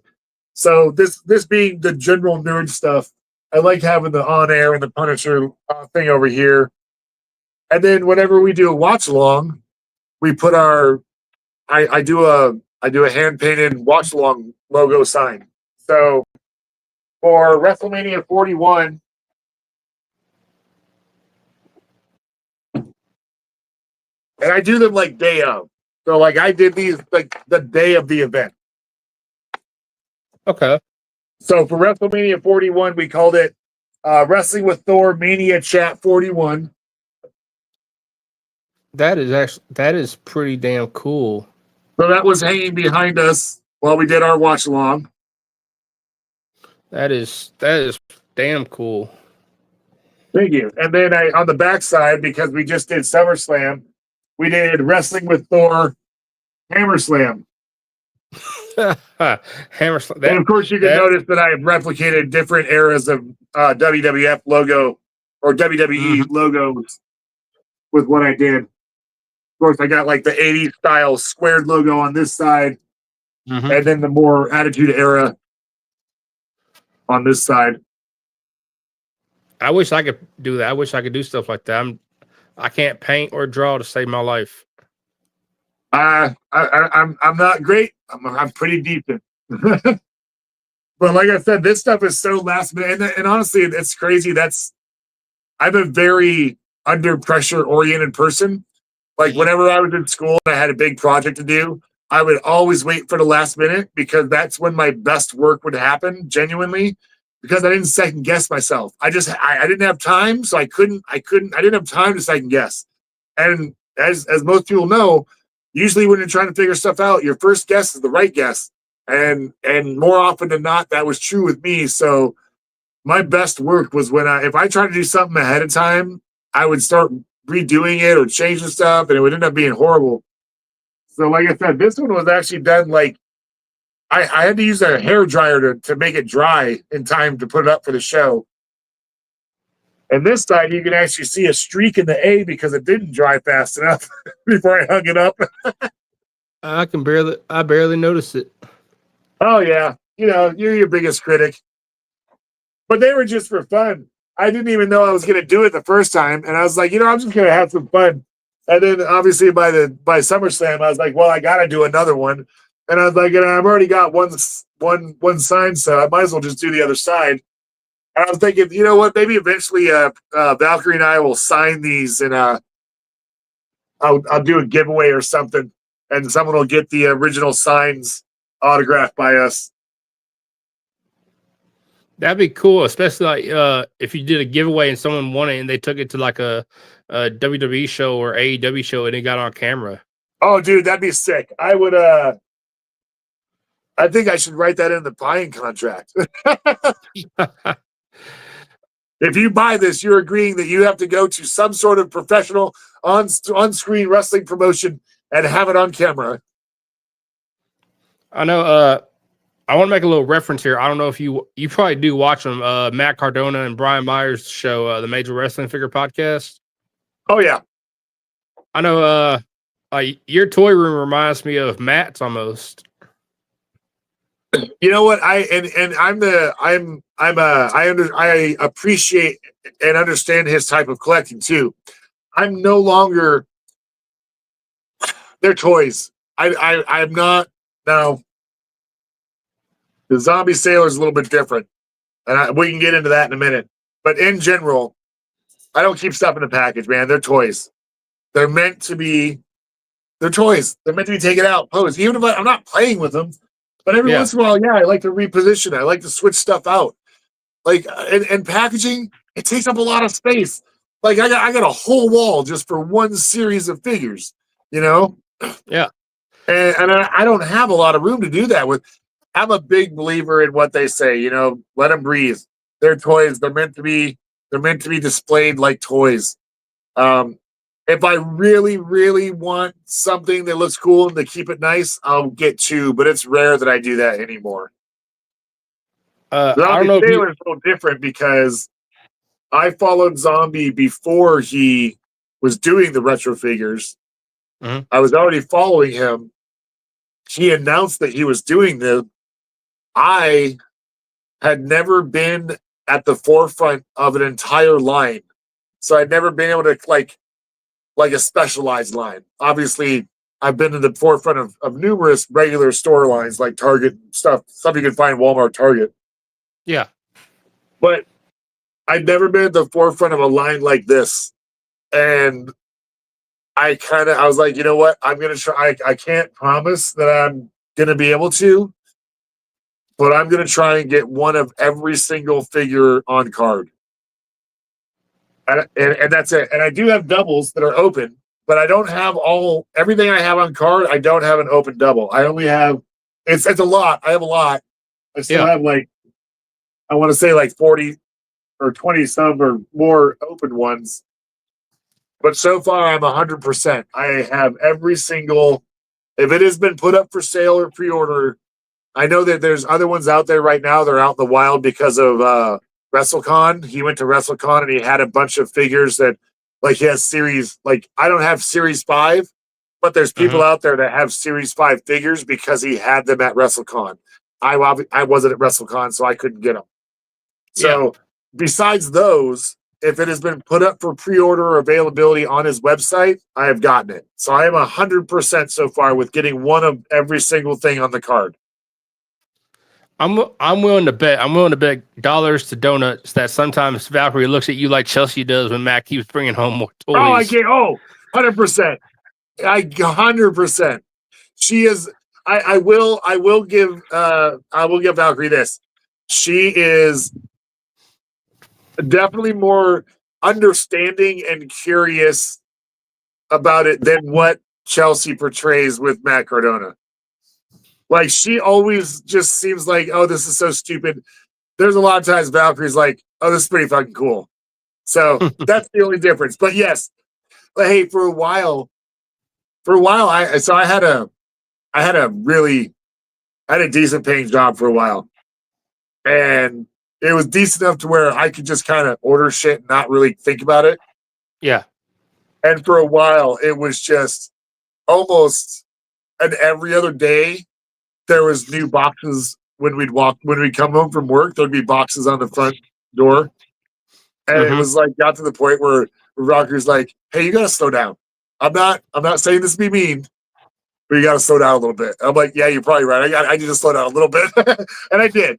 But yeah,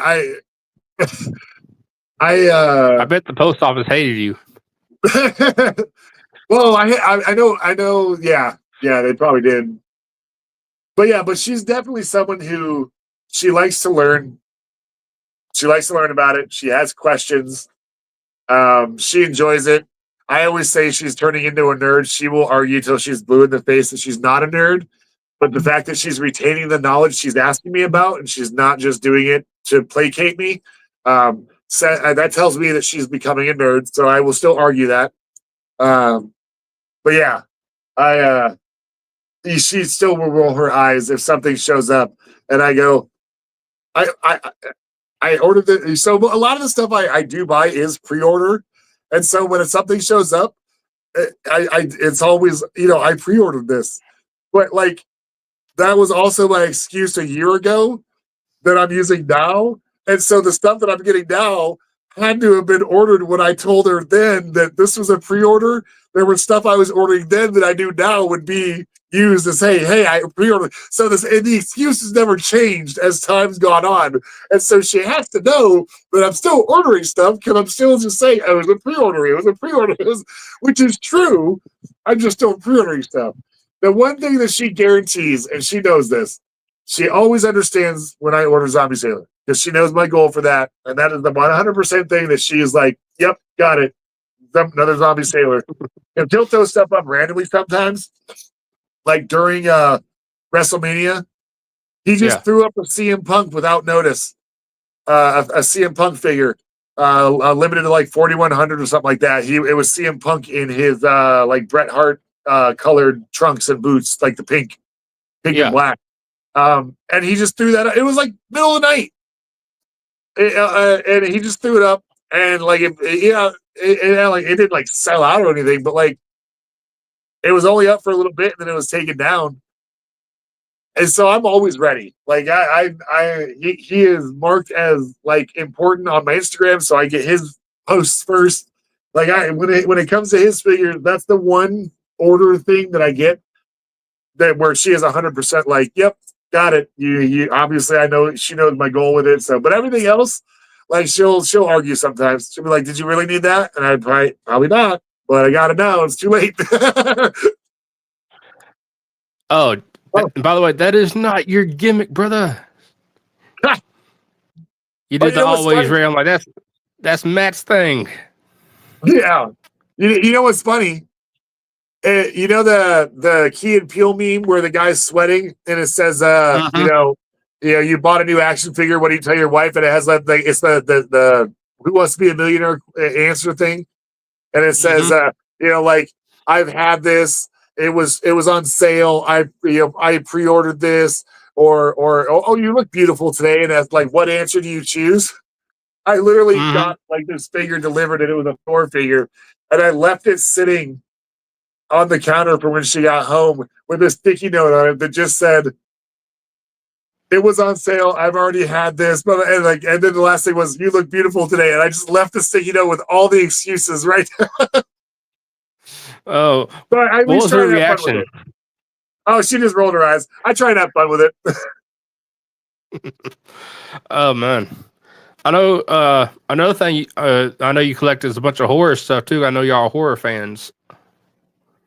Yeah. Oh, you want to? So this is something cool that I just recently got. I got to get it off the wall, but let me grab it really quick. Yep.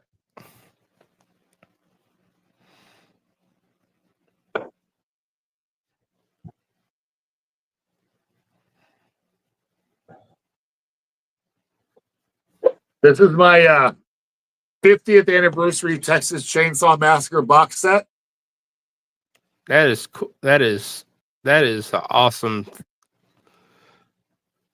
Oh wow! And then it has the DVD and VHS with the original VHS cover, and then the DVD all sealed still. Obviously, I had to put the chainsaw together, and then when you open it, obviously, it is a little light thing. It makes the chainsaw sound. You know who you gotta hide that. You know who you gotta hide that from, right? Yeah, Black Dahlia.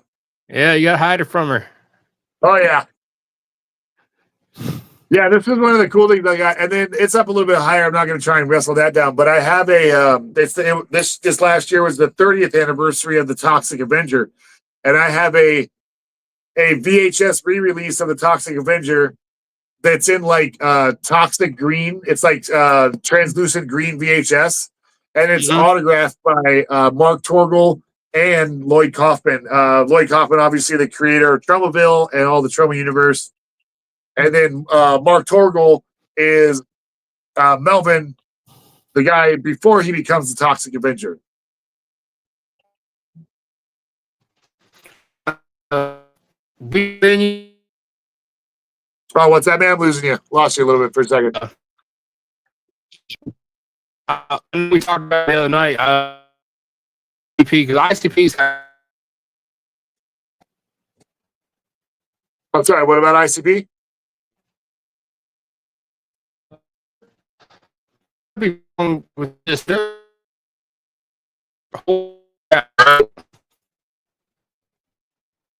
I'm sorry, man. You're breaking up, brother.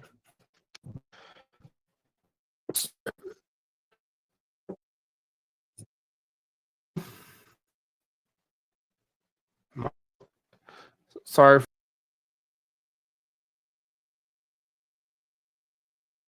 No worries. Take just whatever you got to do. You got it, dude. I'm good.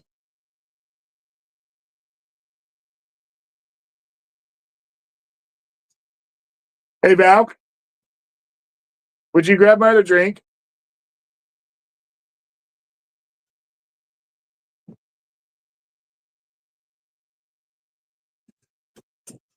Gonna entertain the people while you're gone. What's up, everybody? I actually was trying to share this earlier. Still in the. Forgot this was still in the freezer. It's very cold. Oh, sweet. Yeah. Thanks, love. You we're kind of talking about stuff you can be a part of if you want to come back in. Oh. Dr. Rib. You want to holler? All right. Yeah. I'm so sorry about that. Hey, man. Hey, look, brother. I'm not saying this is you at all. We don't have, we work with what we work with on our show, and we have technical problems, and we got to deal with shit because our equipment's not super great. And I'm not dogging it. I'm just saying I understand. Yeah. You got to deal with stuff. You got to deal with stuff, especially doing a live show. I'm here for it, man. Don't worry about me. I'm good. Like I was saying, like we were talking about horror stuff. I know ICP because what this is going to lead to. They're kind of like horror rap, correct? Yeah, horrorcore. Yeah, that's so. Horrorcore was started by like Esham and other people like that within like the Detroit and that area, the Midwest area like that, and then it progressed out from there. But they ICP will attribute a lot of their influence to Esham. Asking, the other night you brought that Vampiro with the face paint, Vampiro. and I was looking at Facebook and I saw this poster for a convention. It had a spellbinder. I'm like, that face paint is where it's just like that Vampiro figure that Thor showed me. This one? Yeah, it looked. Yeah, spellbinder looked almost like that. Yeah. Yeah, this was Boss Fight Studios Vampiro figure, and he has a face that has a more a softer than where he does the skull look.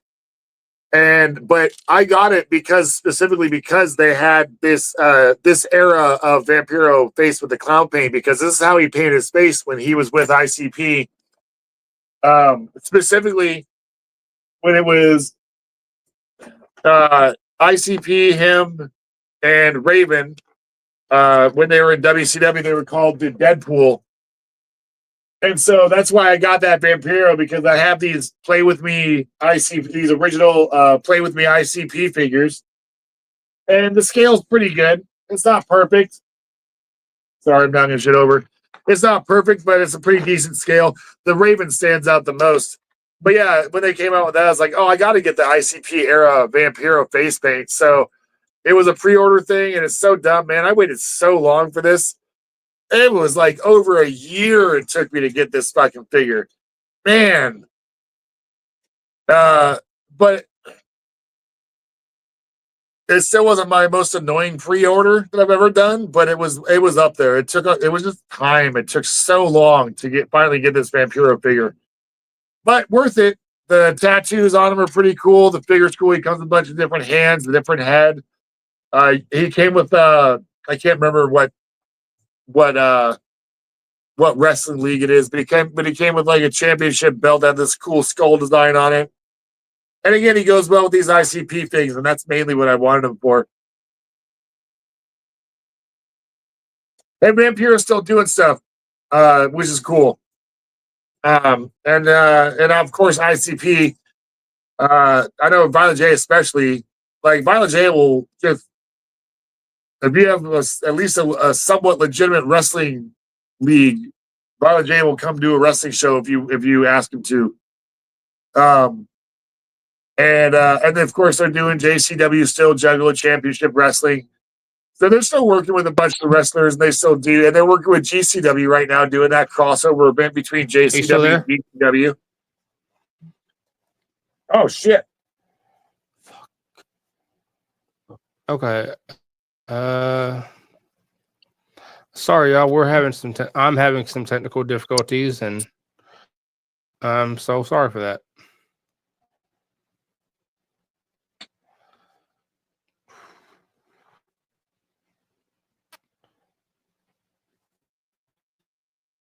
Oh. That's all good. You're having technical difficulties, and my drink's exploding. Hey, babe, can I have a towel? Oh, are you still there? What's up?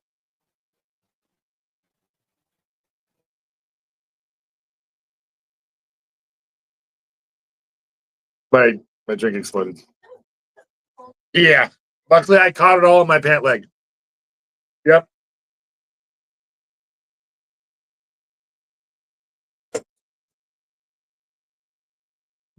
All right. Sorry, man. We're good. I'm back.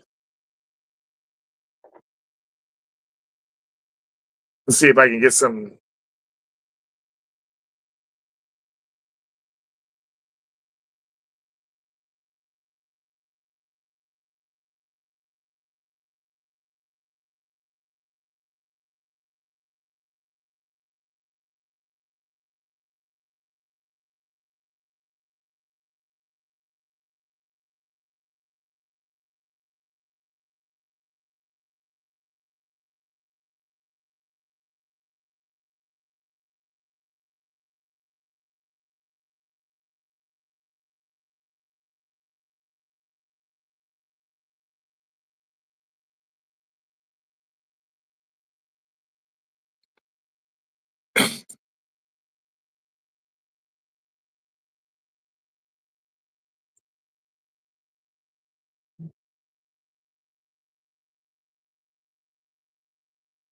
All right, I'm gonna lose it, but get these guys out of the way. I'll put them back later. I'm gonna knock stuff over too much if I try and put them away now.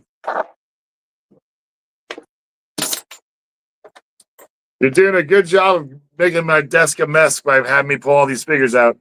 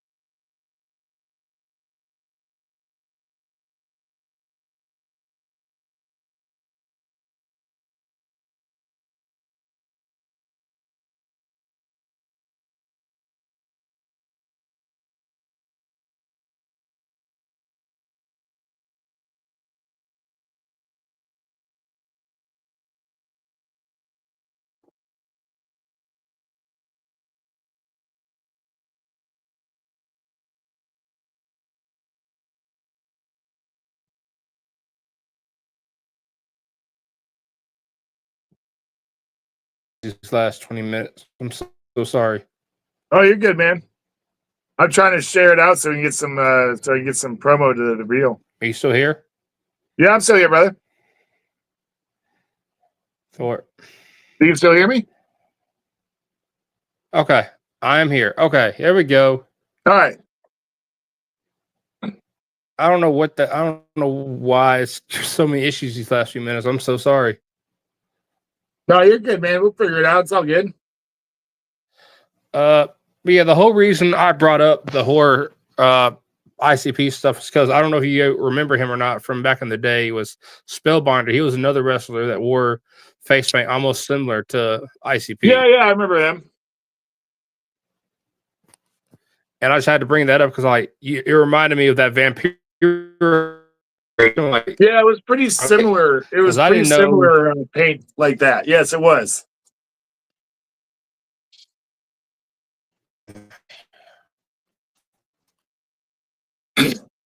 Well, the funny thing is, for conventions. Danhausen with his face paint, he's the first wrestler that had copyrighted his face paint.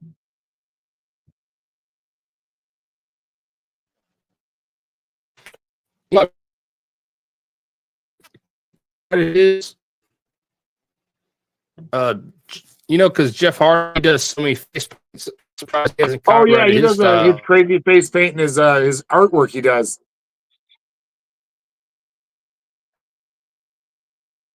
I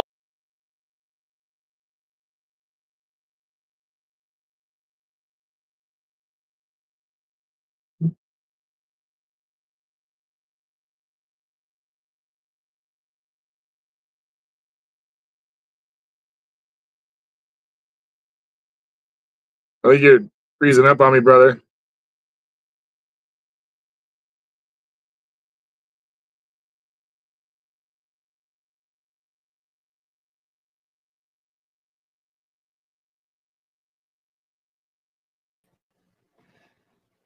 Okay, I am back. I'm sorry, ladies and gentlemen. I'm sorry I keep having these technical difficulties every few minutes.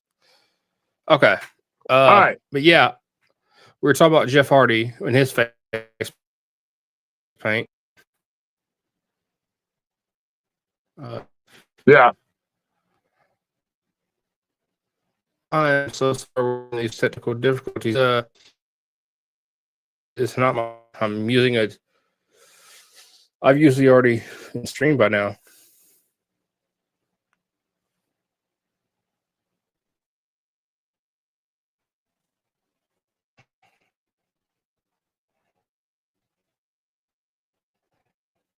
Sorry, ladies and gentlemen.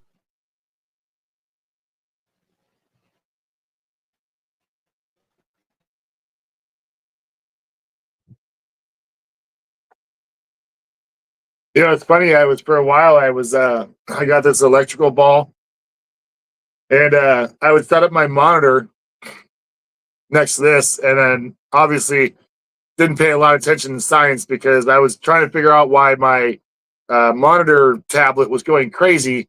Yeah, because I was putting it next to a ball that was generating electrical impulses. The moment I moved it away, it started working fine again.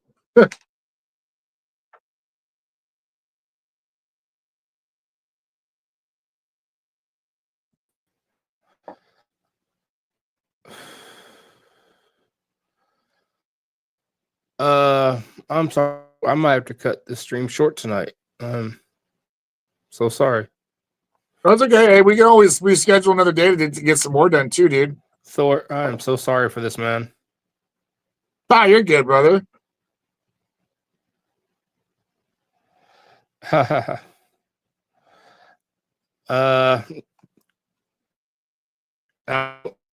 You should be You able want to. to? Do you want to restart, or do you want to just cut it, or do you want to try and cut it and make some adjustments and restart?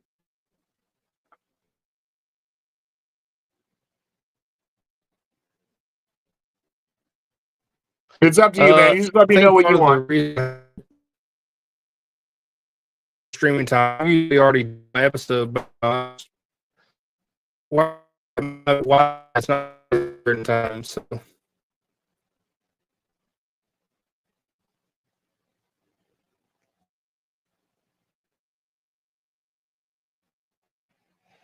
Yeah, whatever you want to do, man. It's all good. Don't panic. Don't sweat it. Don't stress. I'm chill. It's all good. Life happens. Shit happens. We just work around it, man. We just go with the flow. It is what it is.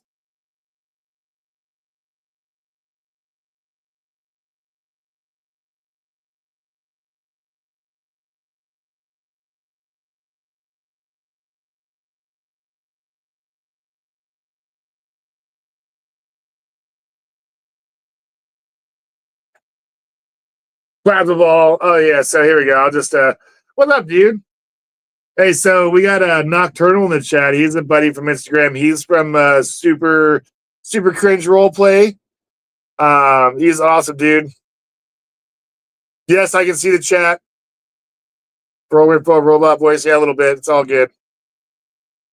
Class of all. Yeah. I love Mr. Sparky, but I found out that I can't touch Mr. Sparky and then touch electronics because Mr. Sparky is Sparky. Well, you just become you just make a complete circuit. Having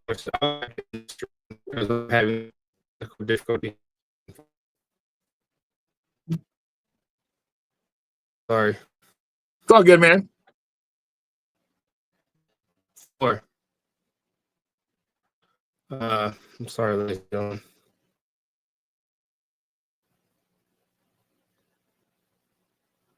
So what do you want to do, brother?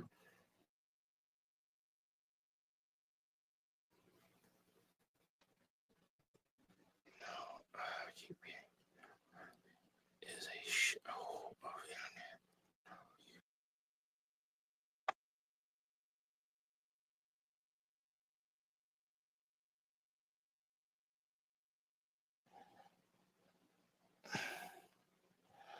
Okay. Okay, there we go. Hey. Hey, there we go.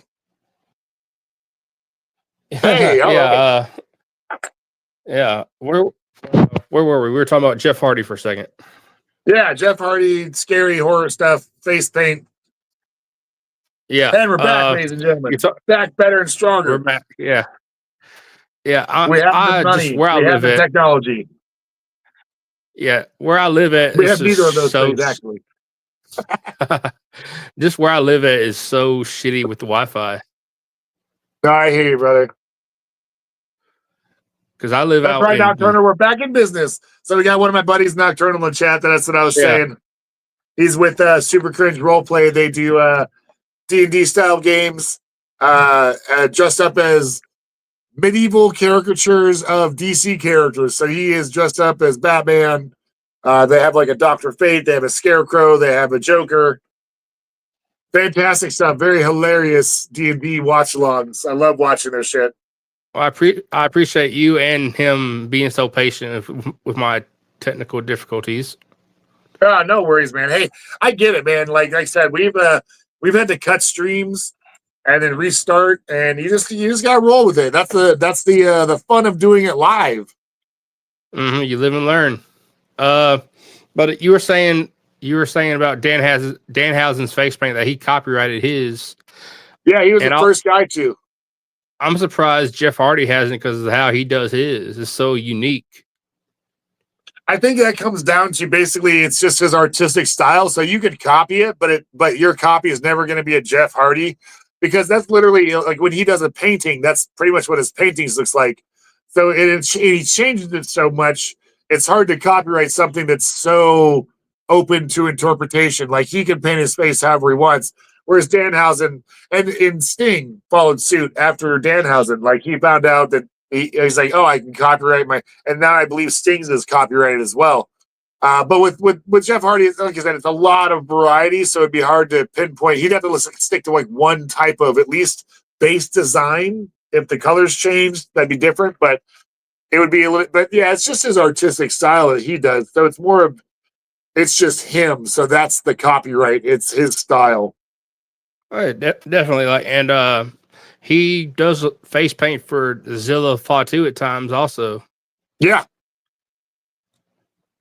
But yeah, with Jeff Hardy, I have a copy of one of his paintings. I have a copy of one.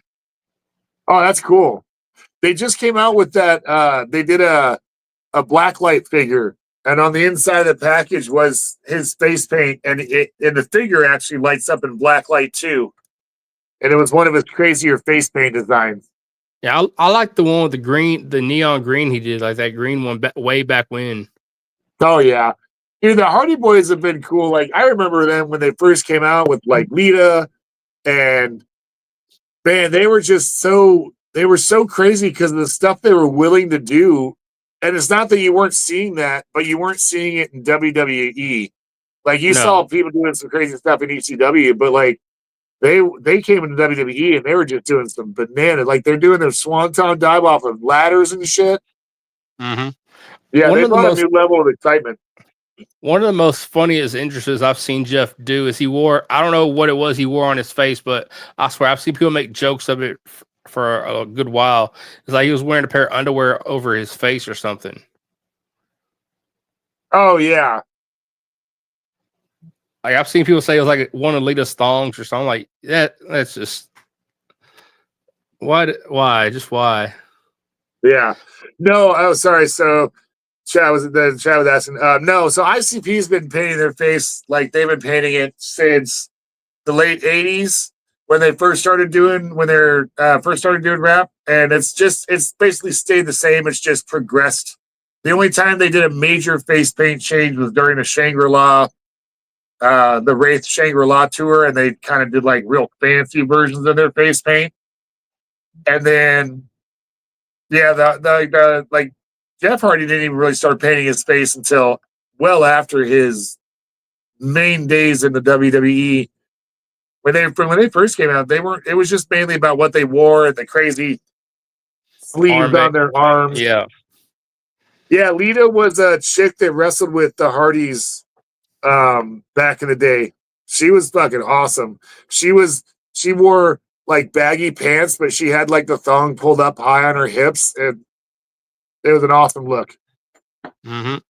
Speaking of wrestling and all there, how did you come, like, I know you said you have your wrestling content and live streams you do, but I also know you work with Real Moment of Truth and Coupe de Ville too. Oh yeah. Yeah, so I'd been doing a few wrestling shows that were I spun off the wrestling show and had done a few. Mm-hmm. And I was looking into getting like other contacts for wrestling because I wanted to do some guests and stuff. And I was like making some contacts with some indie wrestlers and becoming some friends with them and doing some fun stuff. Like there's one indie wrestler out of the Michigan area, Astro Mick. Him and I, like, we've been talking about it'd be fun to like do some fun heat, like where he actually runs in on me during one of my shows, and like we kind of, we were talking about stuff like that because I love wrestling and I love the storyline stuff about it. It's a lot of fun, and so when you have an opportunity to kind of create, you jump at it. But as I was doing more shows, I got more and more wrestlers and indie wrestlers started following and checking in. And then I had Coop and Moment of Truth reach out, and they're like, "Hey, we like what you're doing, and we just, this is what we're doing," and explain their kind of like their idea of what they're planning. And then he's like, "We just want to kind of do a partnership because it'll help us promote ourselves, and then it'll help open you up to other wrestlers, and we can work cross promotion." And so that's what it's really given me is the access to wrestlers that want to come on my show. I have a bunch of wrestlers that I've already done, plus ones I've already booked for upcoming Wrestling with Thor shows. It's given me access to going to events and actually doing live streams and recording stuff from live events. I've already been to one. Planning on going to another one in September. There'll be more for me, hopefully, in the future. And even outside of the area I love, I want to travel eventually and do some more shows. So that's what and it's not like a hard contract. We're just helping each other. That's what the main backbone of everything I do here on social media is. Like if you watch my Thursday Live, you think of it like a late night talk show. The show has my name and my personality, but it's not about me. It's about what I'm presenting to the viewer. So yeah, I'm the one talking. But either I have a guest on, or I'm showing off a product, or I'm talking about a place, or music, or whatever. So that's the whole idea behind the brand is promoting other things, other people. And so they're like, hey, what we're doing, we want to be able to, like, we want to work with you and basically build a partnership. So, just it's not anything that we're hard pressed into having to do for a certain period of time. But as of right now, it's a partnership that works for both of us, and I promote their stuff. They help promote me. I have access to wrestlers that want to come on the show and promote themselves. I want to promote them. It gives me good content. And so I was like, yeah. And so my offer to them was, if you help promote me, I'll just make it to where, from now on, the Wrestling with Thor shows will just be in partnership with Moment of Truth. And and that way it's just, we collaborate on all the stuff I post, and again, most of the wrestlers I talk to are members of our faction.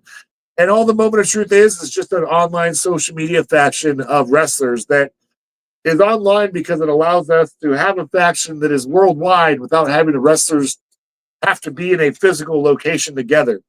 Mm-hmm. So all these, we promote each other, we promote our matches, we promote our shows, and we're all part of this faction, but we don't have to have a physical location we're all in. And it's opened up the ability for me to promote and talk to Paulo Knockout Cruz in Portugal. He's been a guest in the furthest from me, and I know he's someone that you're talking to and going to be having on your show. I can't wait for that, man. That's going to be an awesome show for you. He's really fucking cool. There's one person you had on that I'm still mad about. I know you are. You're working on it. You'll get her on. Don't worry. I would love to have some Make sure you get your technical difficulties cleaned up. Yeah, I got to with her. Yeah. But yeah, so it's opened up all these opportunities, and I've been very thankful for it. And and it's not all my page is about. Again, everything that I do is on one page right now. So I will throw this out there. There is a Facebook page that is MightThor USMC, and it is technically mine. But years ago, I deleted my Facebook page that I had, my original personal Facebook page, that was linked to that. And when I deleted it, it didn't delete that page, even though I created it off of my personal page. It was linked. And so it's still just out there, and I have no access to it because the login was connected to the personal page, and that's gone now. And so I can't log in and access this page. So it's just there, but it's not run by anyone. There's some stuff that was somehow shared from my Instagram to it, but I don't have the only social media I have is Instagram. Okay, I have a handful, but the only social media I have is Instagram, YouTube, and Twitch. My Twitch has fuck all on it. My YouTube has a few things on it, and my Instagram has everything on it. So right now, the Instagram is my main source of social media, and that's where I do everything. I have Instagram, TikTok, Facebook, Twitter, Twitch, Kick, Rumble. I got a question about Kick. How's that working out for you? I've only done one stream on there, and I don't know if I'll do another one on there. Okay. Because for some fuck all reason, I went on there one day just to share the one stream that was on. I went to share it, and it got deleted somehow. Oh, that sucks. I'm like, that's content I just lost. That's happened to some of my live streams on Instagram. Even though I posted them as replays, they just were deleted somehow.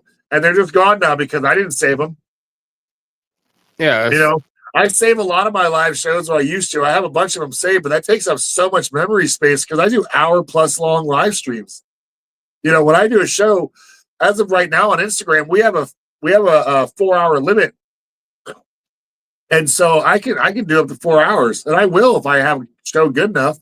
Like the last few shows I've done for my Thursday Live have been 2 to 3 hour long live streams. One of the things I like about it's constant content. Like I'm constantly there. There's no pauses in it. It is 2 to 3 hours of just me and my guests talking about shit. Yeah, like one of the things I love about StreamYard is that you can have up to 50 hours of stuff. And see, I don't know how that works. Like if I were to do that and stream to Instagram, would Instagram still limit me? I don't know because like you can link your Instagram to StreamYard. I have not tried it myself, so I don't know. I've only gone live to Facebook and YouTube so far and Kick. Okay. Yeah, I'm gonna have to look at this and check it out because like I was saying, I want to stream the more. I want because if I want to, like, I love doing this stuff for free. I'm not trying to charge for my content. My content's not worth money. I want to always do it for free, but I'm self-funding this. So like, if I unbox anything, like I was telling you the other night, I bought it. Like I don't unbox. I'm not sponsored. I don't get shit sent for free. You know, as much as I'd love to, you know, Ringside Collectibles, Mattel, you know, all these they're not sending me shit. I bought everything I've unboxed, I bought, and that gets expensive. So as much as I never want to charge for stuff, I do want to put myself in a position to where at least I can get some ad revenue from the platform. And Instagram, Instagram is not good. Meta is not good at supporting its creators. No, it's but not. I know YouTube is better, and if I could do live streams and the replay, you know, like I think I could do well. So that's why I want to branch out. That's because I want to be able to at least I want it to break even. I just want my show to support itself. I don't need my audience to support me. I want my show to support me. I have been thinking about doing one subscription show on Instagram and making basically a movie club, like a book club, but for movies. But it would be a once a month thing. And it would be the lowest price I could possibly charge. And I'd probably try and at least do the giveaway for the subscribers at every show. Like we'd pick a movie, we'd have a month to watch it, and then we come back and talk about it the next month. And it's just but I haven't even implemented that yet. Nocturnal, StreamYard is pretty easy to use, in my opinion. It is. Just for me right now, I don't have, like, most people I know use their laptop or their PCs to do everything on StreamYard. I'm on my phone doing this. I'm on my phone right now doing this. And that's what I'm looking for, because that's what I'm on right now. I use my phone for everything. Yeah. With my laptop, because I want to be able to stream to YouTube and Instagram. I like the fact that I again, other platforms we were talking about, you had to have a computer. I didn't realize there was one you could do everything on mobile. So I'm excited to try this out, because if it works, pretty soon Thursday Live and Wrestling with Thor will be on YouTube available as well. And you were saying, you were talking about supporting, you wanted your brand to, you're showing on to support you. I'm actually wearing, this is actually, I know it looks like the Little Caesars brand, the Little Caesars, but if you look close at it, it's really, it's my your own logo. Yeah. Yeah, you were showing that. Yeah, that's my shirt that I have on Printify. If anyone wants to go check it out, it's a and that's the thing too. I don't mind. Yeah, and that's the thing too. I don't mind, like, as long as my audience is getting something that I think is of value. I don't mind. I'm gonna design, now that I have my actual official logo, I'm gonna design some shirts to sell. But you're going to be getting something. You're not just going to be like, I don't want people to pay for my show, because my show is just a stupid Instagram show. It's not, there's no, I am critical to myself to the point where I don't see the value in charging people for my content. I don't. And so I just want to make sure that if there's things that I can do to support the show, to give the people what I give them for free, but I still get at least, again, break even. Yeah, or if you do buy something from me, it's something physical you get in return. Yeah, like I am going to be looking at T-shirts. Yes, like I have T-shirts, I have stickers. I just started putting hats on my store, so now there's hats in there, and that's just one thing. Like Printify to me is so easy, because you have. I was using another place for merch, and they had a limited variety of stuff, and Printify has so much more. Yeah. And with Printify, you can set the prices. You don't have to get specific. Is the percentage of what you get decent? It depends on what the people buy, honestly. Oh yeah, margins are going to be different. Mm-hmm. Like, you know what? I know for a fact that probably one of the best margins for you is the stickers. Yeah, because I have stickers. One person bought a couple stickers, and I made they paid maybe $8 for the stickers, and I got $4 out of it.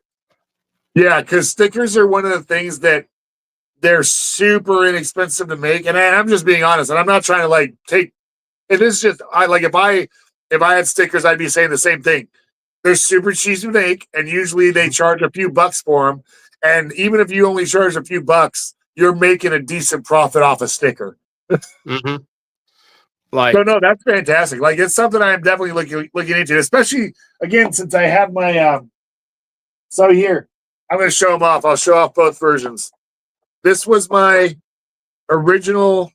This was my first business card because on my military sleeve, on my wrist here, I have an ace because you should always have an ace up your sleeve. Yeah, y'all so I always should. have one. So for my first business card, I put on there, always have an ace up your sleeve. That is And then I just actually have cool. my info on the back. But it only had Thor's Day Live. This was before I branched off into wrestling with Thor. Yeah. So even though I didn't run out of these, I was like, well, I've got to update because I'm going to wrestling shows. I need to have the wrestling information on there. And I got my logo finalized. So now I keep the ace motif, but I just make the entire thing into a card and make it an ace. See, I don't have any business cards. That's one thing I do need to invest in. Dude, you know what I do? I go to Vistaprint because they say, oh, we have an offer for 100 business cards for $20. And I get 100 business cards for $20. They're nothing fancy, man. I just get their basic bottom of the line shit, and it comes up to like $25 for 100 cards. And they look good. And this one, because it's an ace and it's an actual card, on the other side, so you have Thor's Day Live information on the top, and then you got to flip it over to see the wrestling with Thor. Okay, that's pretty cool. So I try and be creative and fit the theme of the business card. So because the card that goes both ways, you got information that's both ways. But that is my new official logo. That's what's going to be going on. Everything is my logo. Yeah, because one of the things I do is I do some graphic designing for people. So I love that. I hate to say it. So does my youngest son. So I already have a graphic designer. I apologize. Oh no, I wasn't. No, I was just. I know. I'm just messing with you. Yeah, you're. What do we got here? I got a real good family discount. What do we got here? Fucking comedian, private joker.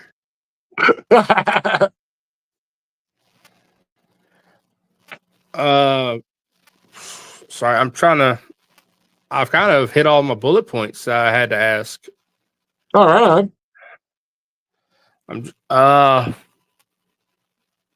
I know you. So you live on the West Coast, correct?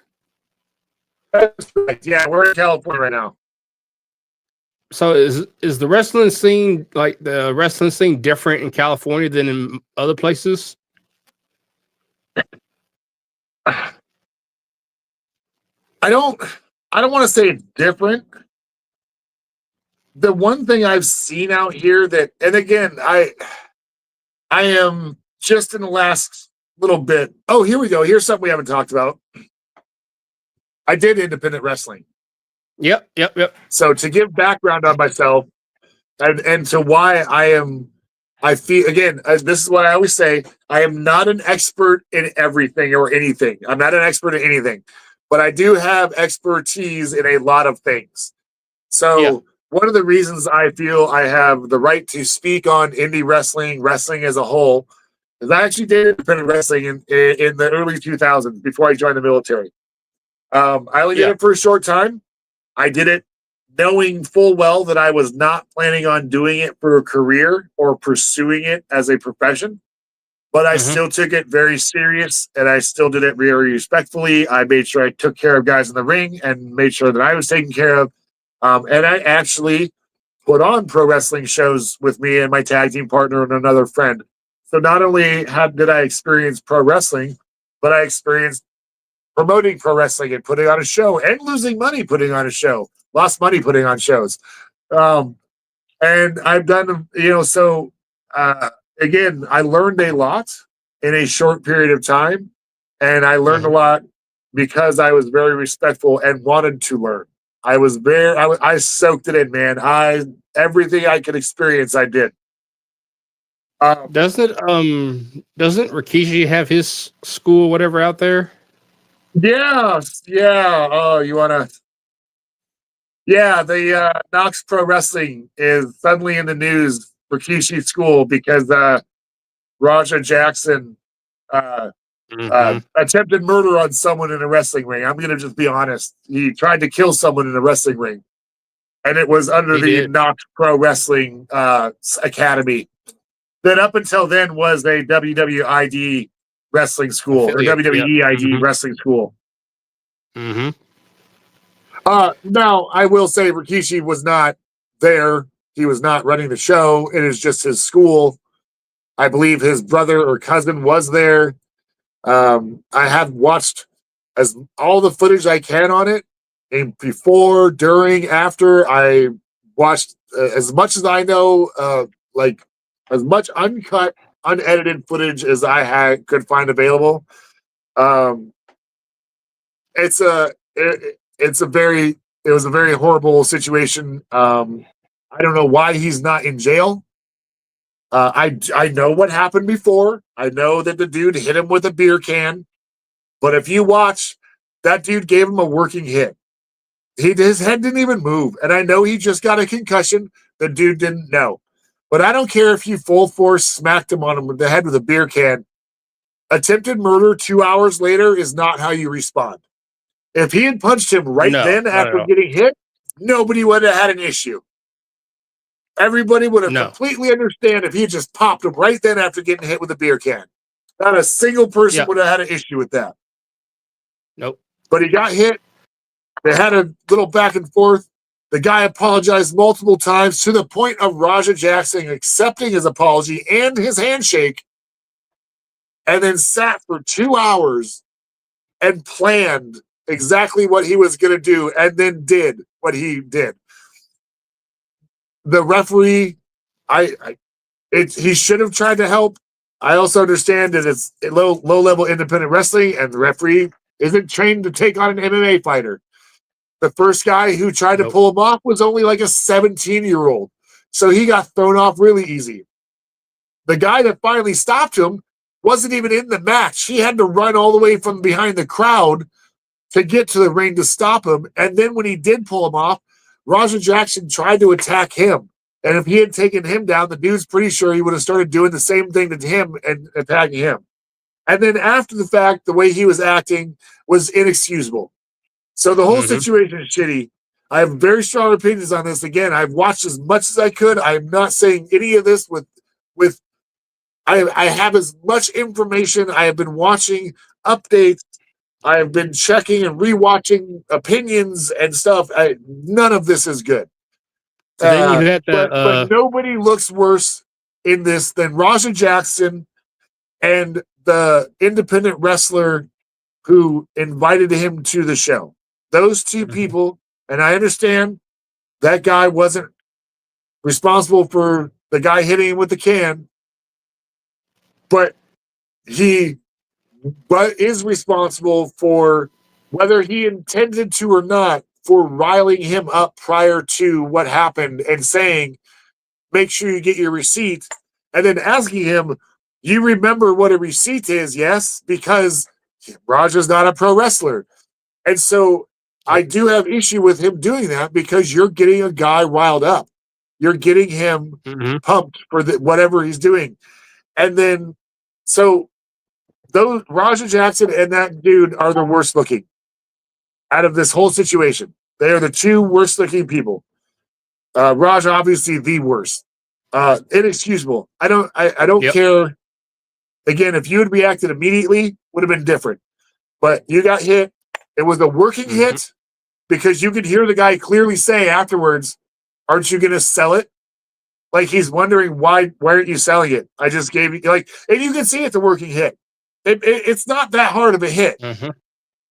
So, and I don't know if it was, I don't know if it was like cracked open a little bit or what. I can't remember if he cracked it, but even if it was a sealed can, he did not hit him hard enough because it was a work. He thought it was a work. And yeah, so I'm sorry, inexcusable. And I cannot understand why he's not in jail. And some of the takes I have seen, wow. Some of the people trying to defend what happened, and some people that I am very surprised, like Mark Henry and Rob Van Dam, like trying to almost sound defensive of what Raja, like inexcusable. I'm sorry, nothing, none of what he did prior to it happening warranted the level of violence that was not just given to a man, but was given to a man who was completely not able to defend himself, because from the moment he got slammed on the mat, he was unconscious. Every single one of the 20 plus punches was landed on a completely unconscious man that had no way of defending himself, not even able to clench his jaw because he was knocked out. The dude was choking on his teeth and his blood. Like, inexcusable. I'm sorry, inexcusable. Oh, yeah, it was. Oh, it was very inexcusable. Then you had that one promotion make that one hype post trying to get him. Apparently, I don't know if it was them actually trying to get him to come on to their show, but then from what I read, it was all a hype post. I'm like, why would you do that knowing what just happened with Raja? Yeah, if you're trying to use this in any way to promote yourself or your wrestling promotion, and you're trying to basically, if you're trying to use it, you're trying to use what happened in a positive way for you. That's inexcusable as well. You do not use a situation like this to try and promote your own wrestling brand. That is such a scummy move by them. I do not agree with that. Yeah. Oh, and yeah, it was just brought up again. I know that he got a concussion sparring. Not an excuse. I'm sorry. Again, if he had punched the guy right after it happened, nobody would have had a problem. If you just popped him one time right after getting hit with the beer can, nobody would have had a problem with what happened. Nope. But it's the fact that he sat there for 2 hours and literally on camera planned out, said what he was told to do, said, I'm not going to do that, and then said what he was going to do, and then literally went in and did exactly what he said he was going to do. There is a concussion does not excuse that type of behavior. No. You are clearly thinking right, because you are making conscious decisions that, you cannot. I'm getting so angry, I'm spitting. I know the one guy was fired, wasn't he? The one talent or whatever was fired. The guy with the cowboy hat that brought Raja? Yeah. Yeah, he probably. I'm glad he got a fired. bunch of guys probably aren't going to be. Well, one, I don't see Knox Pro Wrestling doing that well in the future. Unfortunately, no. Again, I'm not saying it was overall the promotion's fault. It really wasn't. No. It was individuals that their decisions over the entire night were not the right decisions in the moment. Starting with the dude bringing Raja to the event and backstage and not like giving everyone a heads up. Hey, this guy's my friend. He's here filming because he's a streamer. He's not a worker. Like that would be if I go I was at Crimson Crown Wrestling. I was there early because I was there to work. I was there to promote and do live streams. I immediately told wrestlers I met, hey, I'm here as a live streamer. I'm promoting the show. I'm filming. They knew exactly what I was there for the moment I met them. Nobody was misunderstanding of me being there. Yeah, that's what should have happened, because that would have immediately negated everything else for the rest of the night. So right away, that was a bad decision. Then, I have to say, Psycho Stu made a poor choice, but he made that choice based off of what was happening. You are in the wrestler area. There's cameras filming. There's a bunch of cameras filming, actually. So as a wrestler, if you have a bunch of cameras in the wrestling area, you're probably working. He did make his choice based off of he wasn't given directly information, but off of the information he had, he made a choice. Probably not the right choice. But the next choice he made was to apologize profusely, which he did over and over. Again, all this is on camera. But then the promotion saying, oh, we're going to let him come in on your match. Bad choice. the guy that brought Raja telling him you can get your receipt, you can hit him. Bad choice. Everything after that was just poor choice after poor choice. But the main horrible choices was what Raja Jackson very clearly decided that he was going to do and then followed through with. I will say this. I love what Chris Jericho did. He donated to Psycho Stu. Yeah. Oh, dude, I will say this. Jericho, if someone who is a wrestler is injured or has personal problems where they need, Jericho is honestly, he is always one of the, if there's a GoFundMe or something like that where you can see, and I'm not saying he does this to get the kudos, but if it's a public thing, like he is one of the first wrestlers I will see that has donated to another wrestler if he knows that something's wrong. He is almost always someone I see donating. Jericho is genuinely a pillar of the wrestling community. He is definitely on my list of good wrestlers. Yeah, he's always willing to help out other wrestlers who have fallen on hard times or something. Yeah. Well, like I said at the beginning of the show, I appreciate you and Valkyrie coming on the show today. Hey, no problem, man.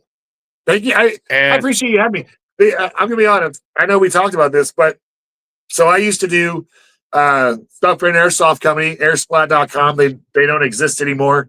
But I used to do YouTube stuff for them. I was their social media guy as far as the face of their company.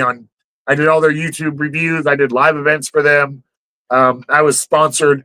And what that allowed me to do was it allowed me to play airsoft basically for free. I wasn't paid a lot, but again, it balanced my hobby. I didn't have to pay for my hobby. I didn't make a lot of good money. I still had a regular job while I was doing it, but at least paid for my hobby. Yeah. And so when I was interviewed while doing that, it was always about airsoft stuff. And this is honestly, man, this is the first time I've been interviewed and have been able to talk about like my loves of my shit and my history. So it's been fantastic. I love it. I don't want my show to be about me. Like, that's not the point of it. But it's nice to kind of be able to talk about the stuff you love because as a nerd, I mean, I just want to show off my shit. That's the main reason I do it. I'm a nerd. I love my toys. I want to show you my toys. Look at my cool toy, Yeah, we do this for the love of it. That's what we do it for. Yeah. So, the thing is with me is that I do it because while it may not be entertaining to everybody, I know there's a good audience and it's entertaining for because I'm one of those people in the audience. I'm someone who's entertained by stuff like this. And I like doing it live because you got to be ready to go and you can't fake it. Like if I'm having a bad day, I got to turn that off real fucking quick if I'm doing it live because I can't be having a bad day on camera. It's not that I'm trying to hide my real life.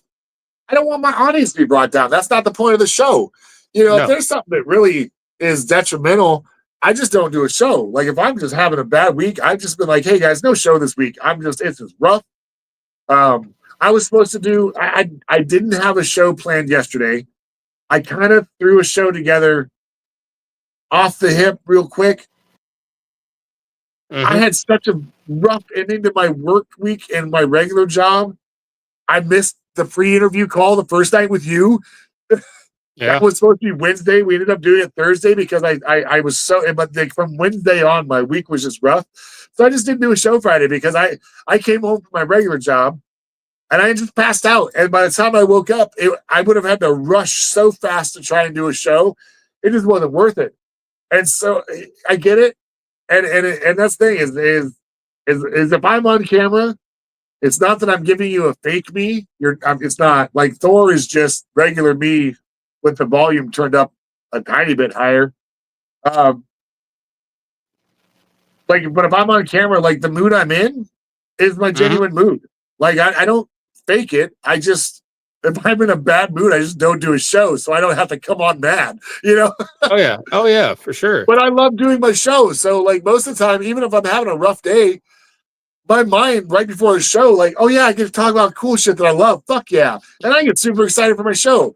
So I'm never a lie when I come on my show. I love doing my show. I love trying to be entertaining. I don't know if I am. I'm entertaining to me. I'm entertaining to Valkyrie. We make some funny and stupid jokes. We have fun. Like I don't care. That's all. And I know that eventually there's some people out there that'll find it funny too.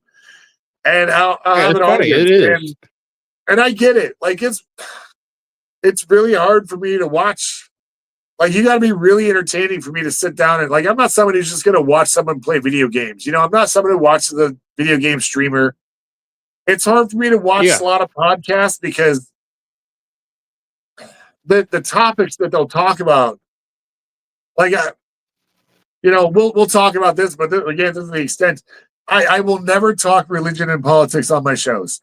And it's because I've never had a conversation end positively that began talking about religion or politics. And there's so many other places you can go to find shows about religion and politics. I don't need to be one of them. My show is fun. We're here for fun. We're not going to talk about shit that's depressing. So, no. I'm never in a bad mood about my show because it's all cool shit. And I hope that it's entertaining to other people because it's just fun, stupid, cool shit. That's what I want. And I've been finding those people. Shout out to the League of Toy Photographers. I was doing a little bit of toy photography here and there because I'd buy a figure and then I want to showcase it, so I'd take a few pictures. And then a dude I was following, he's like, hey, I kind of helped start this group of toy photographers and I was wondering if you'd like to join. And they were only a few members in when I joined. I was like, hell yeah. And, they've grown and now we're almost at 200 members. And when I joined, it was only I think it was less than 30, maybe even a little less than 20, but I think there was less than 30. And now we're almost at 200 members, if not past that by now. And we just do photo collabs. So now on my page, there'll be a photo, and I've found other photo collab groups because of them. And so my audience is growing, but I understand that it's difficult to watch someone else's show, like a live stream or a podcast. So I just try and make it as entertaining as possible. And I hope that I am. And if not, sorry. You'll probably find something somewhere else. But if I do entertain we're you, having these difficulties again, ladies and gentlemen. Then cool. I hope I did, and I hope you had a good time. And I want people to interact in the chat. I really sometimes we're doing a show where I really can't watch the chat a bunch because it's about the guest and the guest is talking. So I'm not trying to interrupt the guest a bunch, but I do try and integrate the chat into the show. I want it to be like my mission statement for our shows is a late night talk show that the audience can interact with. So if I have a guest, I want the audience to be able to ask questions, and I'll ask the guest those questions. Or if I'm talking about a toy or a place or a product, ask questions about it. I want to talk about it. Or if I'm just like a few shows ago, we didn't have anything planned, so we just did an AMA with me and Valkyrie.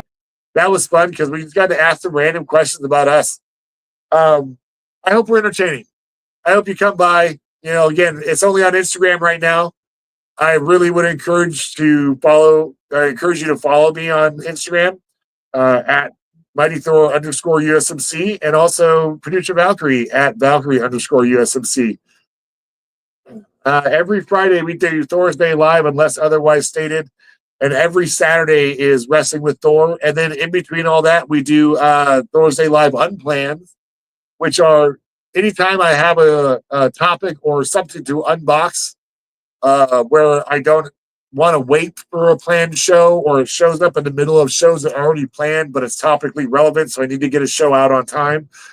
I'll just do an unplanned show. So it'll just be a random Thor's Day Live, and I'll label it Thor's Day Live Unplanned. I'll do it, and then, but I'm constantly creating content, but for the most part, my content's scheduled.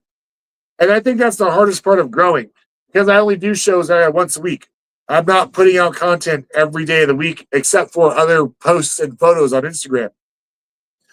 So I'm growing that audience, but I would like to grow that consistent audience because, unlike streamers that don't really have a schedule or might stream every day, I'm only asking you to show up once, maybe twice a week, and it's the same time every time. swing on by, come say hi. So I would encourage everybody to give me a follow. I'd appreciate it. Follow me on Instagram. Come by, stop by some lives, interact with us, say hi. We like to have a good time, and the audience always makes it more fun. Good audience interaction makes the show way more fun. Big shout out for Nocturnal for sticking with us this whole time. I love you, dude. Thank you.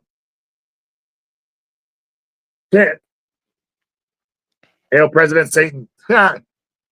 You know, everyone's all about freedom of religion until they erect a Baphomet statue, which Detroit did. I know you're talking about your content. I know when I started out, I kind of limited myself with my content, and I didn't mean to do that at first.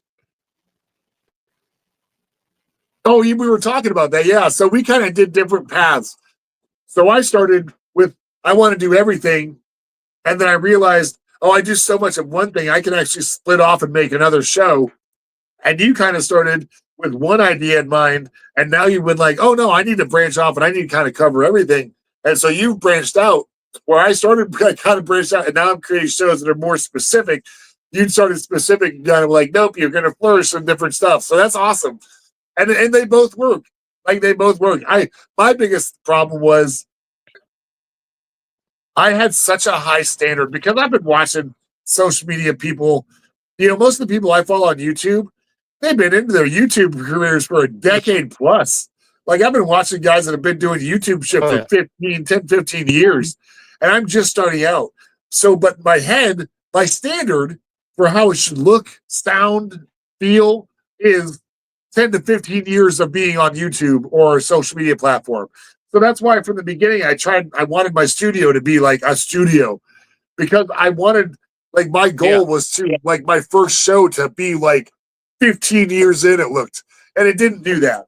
My first show looked like your first year. And now I'm looking where I should be, you know, and my equipment matches where I should be. So, but having that high standard of wanting to start with such a high standard pushed me to a higher standard of production further and faster in my career.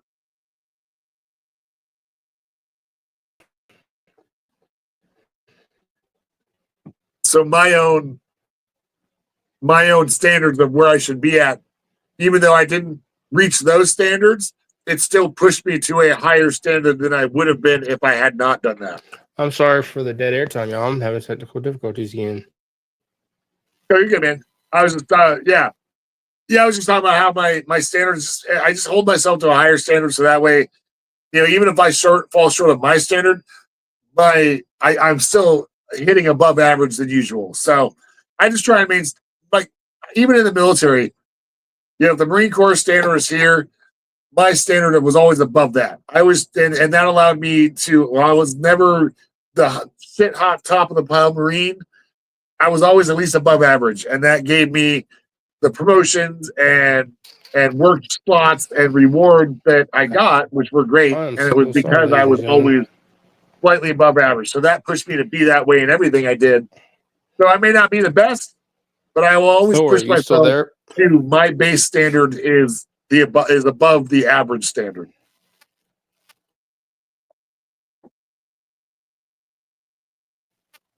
Oh, can you hear me, man? I've been talking this whole time.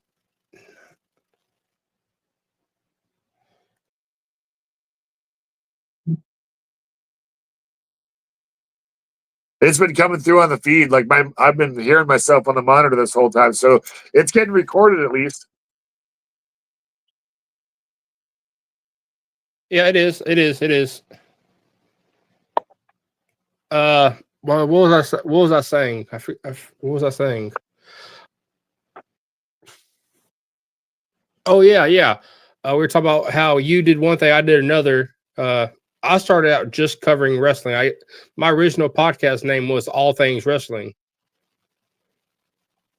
Oh, right on. Yeah, and then you switch it to like the media.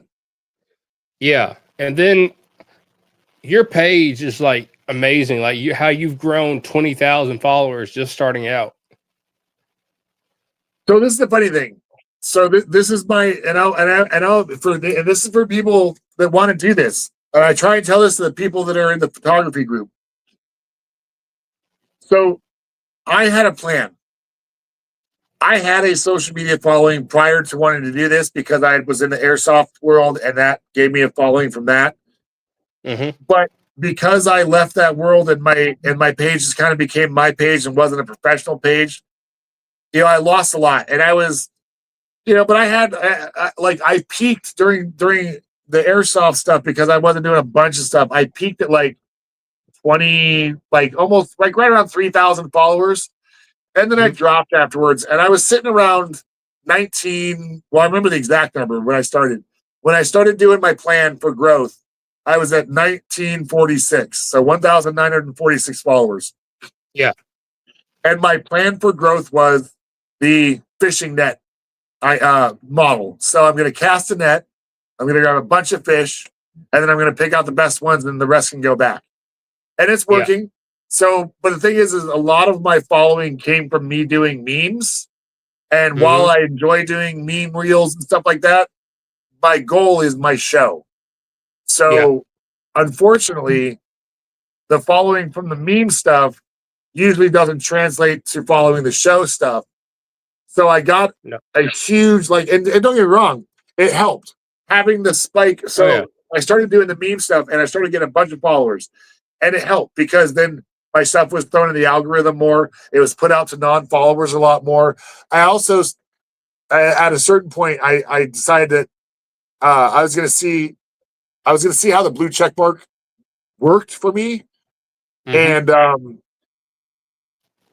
just for the customer service aspect, to me, the blue check mark was worth it. Because if you just have a regular Instagram account and you look up online, there is literally no place you can find a way to contact Meta. You usually have to go through their FAQ, and good luck trying to get to a contact in their FAQ for Meta. The day that I started paying for Meta with the check mark, I was on the phone with a Meta representative. Not even email, on the phone. Wow. The change was incredibly fast. So purely for customer service means, I would recommend a blue check mark if you want to have a professional page. But also helps you with the algorithm. And also the other thing it does is it shows people now, regardless of whether people pay for it or if they have it grandfathered in from when you could just earn it. I think either way, it shows your commitment to other people, so they're more willing to take you serious if you have it. Because either you worked hard enough to get it given to you, or you paid for it. And if you're paying for it, are you just going to just use that for bullshit? No, I don't think so. You might. I'm not going to, even though it's not that much. I'm paying for it for a reason. Like, I'm trying to use them to my advantage. So I'm trying to get every advantage I can from paying for that blue check mark. And one of the things it does is, again, it allows the customer service. It pushes my stuff differently in the algorithm. I do get stuff, a little bit, not necessarily perks, but sometimes, it feels like there's like perks to having the blue check mark. But just in reaching out to other creators will take you more seriously, generally, sorry. Generally, I got a lot of words up here. The words are hard. Generally, other creators will take you more seriously if you have a blue check mark. A lot of my relationships I have on social media, on Instagram, started as kind of a fan relationship of the other person's work. And then once they saw that I was becoming a creator and was serious about it, I was able to have people I followed as a fan on as guests. And then through that, I've actually developed some really good friend relationships. And I have a really good network of awesome different creators through either, custom toy creation, action figure photography, the collecting community, the music community. I did a show where I bought music by the Phantom AD. It's like a horror surf horror rock, like 50s rock mixed with like horror themes. And I bought all that stuff, and I just did it on one of my Thursday Live. I unboxed it, shut it off. Well, that episode led to an actual production, a music production group, contacting me and saying, "Hey, if we sent you a bunch of music, would you put us on your show?" And I was like, "Hell yeah!" So I got this stack, and when I say stack, they sent me a stack of records and CDs, and I did a whole show on them, and it was awesome. Jackhammer Music, shout out to Jackhammer Music. Future Hate, one of the groups under Jackhammer. Warzy, he's a Japanese guitarist who was in a group called Incest, and now he does this Hate Breed. Oh, wait, not Hate Breed. Hate Beyond. Sorry, Hate Beyond is his new group, and he's the lead of Jackhammer Music. A bunch of different music that falls under them, and really good. But this show is just opening me up to such cool relationships. And again, I'm just trying to promote other people. And I think that when people realize I don't try and get stuff for free. I will pay for stuff. Like I reach out to people saying, "Hey, if I buy something, how do you want me to show it off? Like, I want to have your shit on my show. I'm not asking for it for free, but I also want you to be involved with how it's presented."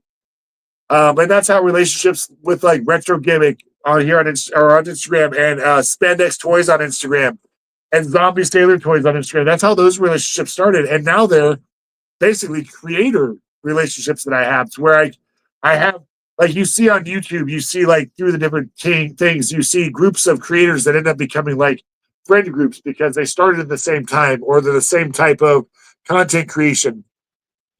Well, that's what I'm developing now. I have my group of content creators, and they're all kinds. But again, just like my collection, like my friend group of content creators is music and custom toy creations and just actually factory production figures and collectors and photographers. Like my friend group is just like my collection. It is such a variety of different things.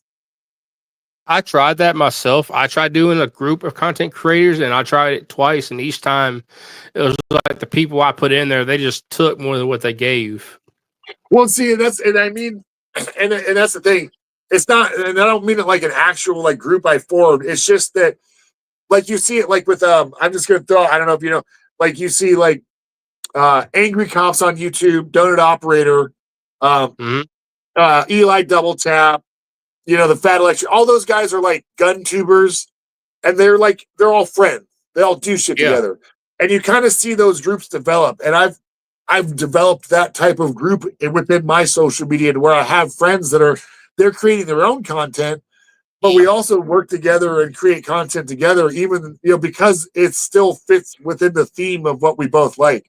And that's what I've found is, and now you're one of those people. So now I have another person in that group of content creators that I do stuff with, which I didn't think that was going to happen. I thought I kind of missed it because all these people I watch on YouTube that I would love to be friends with, they're already well into their careers. But I found out, it just happens naturally. It's like a new cast of SNL. You're coming in at your time on the social media.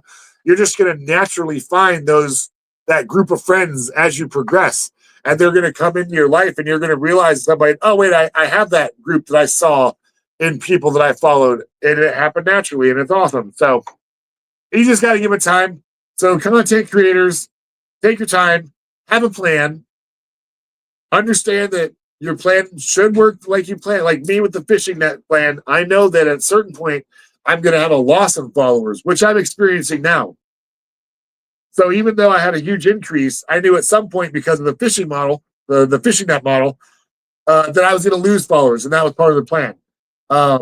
The goal is to cast another net, get another spike in followers before the ones that I'm throwing back get so low. But also the benefit of that is once you get low enough, your followers you have everyone that's following you for the most part is interacting. And that's the thing I try and tell content creators as well. Interactions are more valuable than follows.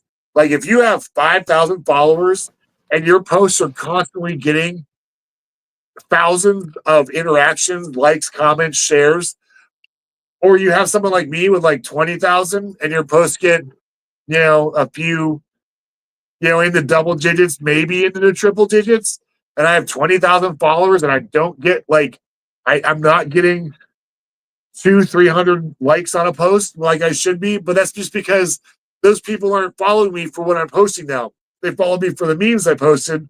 Now they're kind of losing because I'm bringing it back to what my main focus is. So, but again, I knew that was going to happen because I had my plan. So if you're into content creating, have a plan. Always have a plan. Follow that plan. And understand that if you have a part of the plan and it happens, like me, I knew that I was going to lose followers. So when I started losing followers, I wasn't surprised. I knew it was going to happen. I wasn't panicked. Yeah, like It was all part of the plan. So have a plan, stick with your plan, develop relationships naturally, reach out, be super polite, work with people. Biggest thing you can do as a content creator, if you want to work with other people, is work with them. If you offer to do anything with them, tell them whatever I can do to make it easier on you. I try and be so accommodating to my guests. I like with my pro wrestlers on the wrestling show. If we have a show scheduled, I tell them, if you get booked for a wrestling show, tell me right away. We will reschedule. I will always have another day to have you on. I don't want you to lose making money at a show or promoting you as a wrestler. I don't want you to not do that because you're coming on my free little Instagram show. No. Yeah. Go do your paid show, get your money, get your promotion. We'll figure out another day for you to be on my show. Then you can be on my show. So I try not to interfere with people's regular lives. I try and be as accommodating as possible. I try and keep my shows like I do want to keep my shows to a consistent schedule. Like Thursday Live, I try and always have it on Fridays at 6. But like when I do stuff with like Rob from Bobby 80s, I like doing stuff on Saturdays with him because he works Saturdays, so he can't stay up late Fridays, but he doesn't work Sundays, so he can do a long show on a Saturday. So I'll move it. I'll move the show for you if I really have to. I'm that accommodating. Like I want the guests to want to come on the show, and if that means me moving it either time wise or the day, I'm not going to do it every time. But if I have to for a guest, I will because I want the guest to have the best experience possible. I need to look into doing some stuff on Instagram Live because someone told me, I don't know who it was someone I talked to on a quick regular basis, but they said you have to have some kind of pay to go live on Instagram or something. So so at a certain point you're offered subscriptions. Yeah. If you do subscriptions, you can do whatever you want for your subscribers and they pay a monthly thing. I've been doing lives for a while, non-subscription based. Every show I do is free. You can just watch it live. The one show I was going to do a subscription base for was the movie club. Yeah. And I still might do that. And the only reason I would make that a subscription show is because, again, I'm funding everything. If we're going to do a movie show where we're going to do like a commentary show on it and have a little discussion, I'm probably going to end up either paying for a theater. I'm probably going to have to pay for something to watch on streaming eventually. I have a bunch of different streaming services, but I know they don't have everything. Yeah. So at some point, I'm going to have to pay. And the way I would balance that out is also every show basically doing a giveaway that's themed to the movie we're talking about. I'd probably start out simple with like movie posters or maybe movie tickets, like a gift certificate for movie theaters. But it would be themed to either the movie show, either by movie or just themed to movies in general. So, but that would only be subscription based because I have to at a certain point balance out what I'm paying out to keep shows going. And right now, I'm not asking for anything. I don't want people to pay for my content. But I think also having that subscription would also bring in, and again, I would do the lowest amount possible. I think the lowest you could do on Instagram is like $1.99 or $2.99. I would charge the lowest that I could. I don't want you to pay a bunch. I just need to balance it a little bit. And I feel like if you do pay, that would show me that you really want to be a part of the club, because the whole point of having the movie club would be, if you want, you would come on camera and you'd have like 5 minutes to give your opinion about the movie we watched, or you interact in the chat, So we would do a show. I would give my opinion, and then We would talk about people's opinion in the chat, and if you wanted to come on and do a video opinion, you'd hop in. We'd accept you as guest, and you'd have 5 or so minutes to talk about your opinion of the movie, and then we just bring in other people. So it's more of a chance to be part of the show. So I'd want people to be more committed. The biggest thing is finding a good day and time to where everyone would be able to continue. And again, I'm only asking for like once a month as of right now. It might transition because you can watch a movie pretty quick.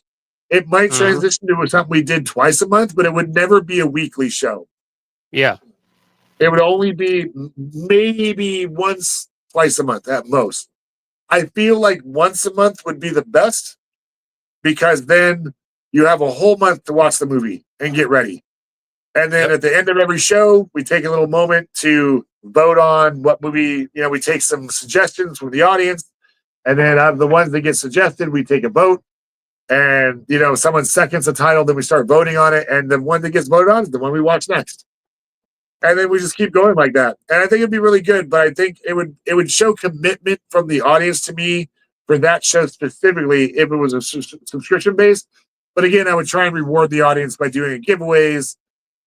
So at least you would have a chance of getting something back. You may not win every time, but you'll have a chance. And I'll work it to where if you've already won, like you have to go so many times before you can win again. You know, I would be as fair as possible because I want to give you the most I can out of the show. And maybe for the first group, I would make up a t-shirt as special just for the first so many subscribers. I would offer a free t-shirt. And then, and everybody that was at first, like the founding group would be, have a limited t-shirt that only they had. And I would never have that shirt again. Yeah. Stuff like that. Like I would want to offer, I'm not just going to offer you a show. If I'm going to charge for it, I'm going to give you more. I want to give you more. Oh yeah. So I'm working on that. I actually have a script for a promotional video that I've had sitting on my tablet for months now because I've had this thought in my head for a while. You're getting the most. This is pretty much an exclusive. I've talked about it a little bit on my shows, but I've never talked about it this in depth. So you're pretty much getting an exclusive here. So I feel honored. After we're done here, you should clip the. I feel honored. But yeah, so that's something I'm working on. But again, if I'm going to charge anything, even if it's the lowest amount, I'm going to do my damnedest to give you the most I can give you for you paying any amount of money to me. Because I don't. Yeah. Not that I'm not proud of what I produce. I am very proud of every show we do. I have a blast doing it. I love it. I love that we have more people tuning in. Our numbers get better every fucking show. I love the support we have. I forgot where I was going with this. But I don't. I am so critical. I don't feel like it's warranted me charging, so I don't want to do that. I'm not. That's just me. Yeah. People may disagree. You know what I would love? I would love if I got messages from people saying, you know what, your shit's so funny sometimes. Even if you did charge, I'd still pay. I still wouldn't, but it would just be something cool to hear. But if I am going to charge at any point, I will do everything I can to give everything I can back to anyone who's a part of it, because I'm going to give you the most value I can out of what you're paying and what I'm getting. And that may include just me upping the equipment. Better equipment is still a better show. So it may not always be stuff that you see or I give away on the show, but that'll allow me, because that's right now, again, my equipment's what it is because I'm funding all this. Oh yeah, like right now I'm using a regular camera and a computer setup to where I can have cool mics and adjust the sound levels, and everyone's wearing headphones like Joe Rogan and we're all talking cool. But I can't. I don't have that right now. So well, I got you beat on the head. I can. What's that? I said I got you beat on the headphones. Yeah, see? I mean, I got my earbud in, but it's only for my monitor. I mean, that's what yours is, right? Do what? Like your headphones is for like your monitor so you can hear the show and know what the sound levels are, right? Yeah. Yeah, that's what so I got my earbud. It doesn't look as professional when you just have an earbud in. I use these for the monitor, and I use them for gaming also. Yeah, see, I have a decent wireless headset. It's just there's only two settings for it. You can only do PC or a console. So I can't use it unless I'm using my Xbox. I can't use the headset. See, But yeah, I mean, the earbud works. It works for now. But yeah, so even if all I was doing was use some of the money to upgrade, so you got a better show, I would still do everything I could to show that I was not just doing it for money, because I'm not. I don't want to charge for my content. I'm not doing this for money. I'm doing this because I love this shit. I love toys. I love collectibles. I love wrestling. I just want to have fun. I want to have a good time. And I figure if I'm opening it up, I'm watching it, if I'm talking about it, why not put the camera on? Have some fun. I don't care if I do anything more than what I'm doing now, man. I'm going to have fun every day until the day I stop doing it. And no one's going to stop me. If I have 0 viewers or if I have 1,000 viewers, my energy level is going to be the same every fucking time. Would you say we're the old men, Ace? What's that? I'm using a quote. I don't know if you ever watched the movie Starship Troopers or not. Oh, yeah. We're the old men, Ace. Yeah. Oh, man. I love Starship Troopers. That's such not many people movie. know that. Not many people know that. The enemy cannot push a button if it cannot use its hands. Put your hand on that wall. I wouldn't put my hand on that wall. I wouldn't put my hand on that wall. No one was coming at me. Right. Such a great movie. It is. Well, like I said, I appreciate you and Valkyrie coming on the show today and using some of y'all's time on y'all's weekend to do this. Hey man, I really appreciate it. Again, this has been fantastic. I would anytime you want to have me on again, man. If you have a specific topic, like I said, I have expertise in a lot of different stuff. So if you ever want to talk any other comic stuff, nerd stuff, action figures of any sort, wrestling, like dude, whenever I do the live watch alongs, I always tell people, hey, if you're a wrestling fan, you're another content creator, you're a wrestler, you want to come on and join us during one of the live streams while we're doing commentating and just BS with it, please join us. So anytime you want to come on while we're doing one of those, man, or if you want to be a guest on our wrestling show and talk wrestling or come on Thor's Day Live, let me know, man. We'll set it up. I definitely will. I definitely will. I appreciate everyone who's watched this episode of the Media Mania podcast with me and 100%. Thor today. Thank you guys. Thank you guys for tuning in. And big make sure y'all Nocturnal. Super fucking awesome for him to join and comment so much. Thank you so much, buddy. Thank you, Nocturnal. I just want to be nice because he was so awesome in the chat. He check out was. Super Cringe Roleplay on YouTube, and check out Super Cringe Roleplay on Instagram. They're awesome. They do D&D, style gaming, and they're real fun to watch. So, because he was so awesome in the chat, I just want to give them a shout out again. And make sure y'all check out Thursday Live and Thor and MightThor on Instagram, and check out Valkyrie on Instagram as well. They're awesome. Yeah. And I also want to give a shout out to. So I've got 2 Instagram pages. One is just my backup in case anything goes wrong with my current one. So it's MightThor _USMC, and then MightThor _USMC _BUA for backup account. And then Valkyrie's page is Valkyrie _USMC. And I also want to give a special shout out to Mayhem Media, because they actually helped me produce every episode of this. Oh yeah. Fuck yeah. And like you were saying, thank you everyone who joined us. I really appreciate it. Super fucking awesome. Really awesome. Make sure y'all and I love being here, man. I love talking, as you can tell.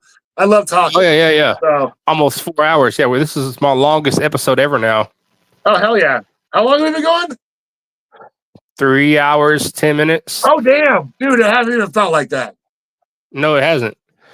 Oh yeah, dude! This is okay. So this is you. We've now almost. I think we're pretty close to beating what currently is my longest live stream that I've done, because the longest one I've done recently was 2 hours and 50 minutes with Toys with Teeth, where we just talked about his collection and collecting in general. And we went almost 3 hours. Well, we're at 3 hours right now. Nice. Yeah. And also I'm going to have him on my show again, and we're going to do a RoboCop movie retrospective where we're going to talk about all 3 of the RoboCop movies. Are y'all going to talk about the remake they did too? You know what? I was thinking about that. So I know we're going to talk about the originals, and I was thinking that I'll tell him that we're going to, for the end of the show, we're going to throw in the, I might surprise him with it. Okay. Well, I might surprise him with it because we've been talking about it, and apparently I agree. We both have very hard, unbudging opinions on RoboCop movies. Well, make sure y'all check out Thursday on Instagram and be looking for him to come to YouTube possibly. Yeah, and big thanks to you, because if I do, it'll be a big props to you for directing me. Oh, anytime. I'm always willing to help any creators. I'll make sure to. I want to thank y'all again for watching this episode. Make sure y'all catch the next episode, and make sure to tune in to Thursday Live on Instagram. This is the Media Maverick signing off, and good night. Thanks, man. Have a good one, everyone. Have a good rest of your weekend. Later. Have a good one, brother.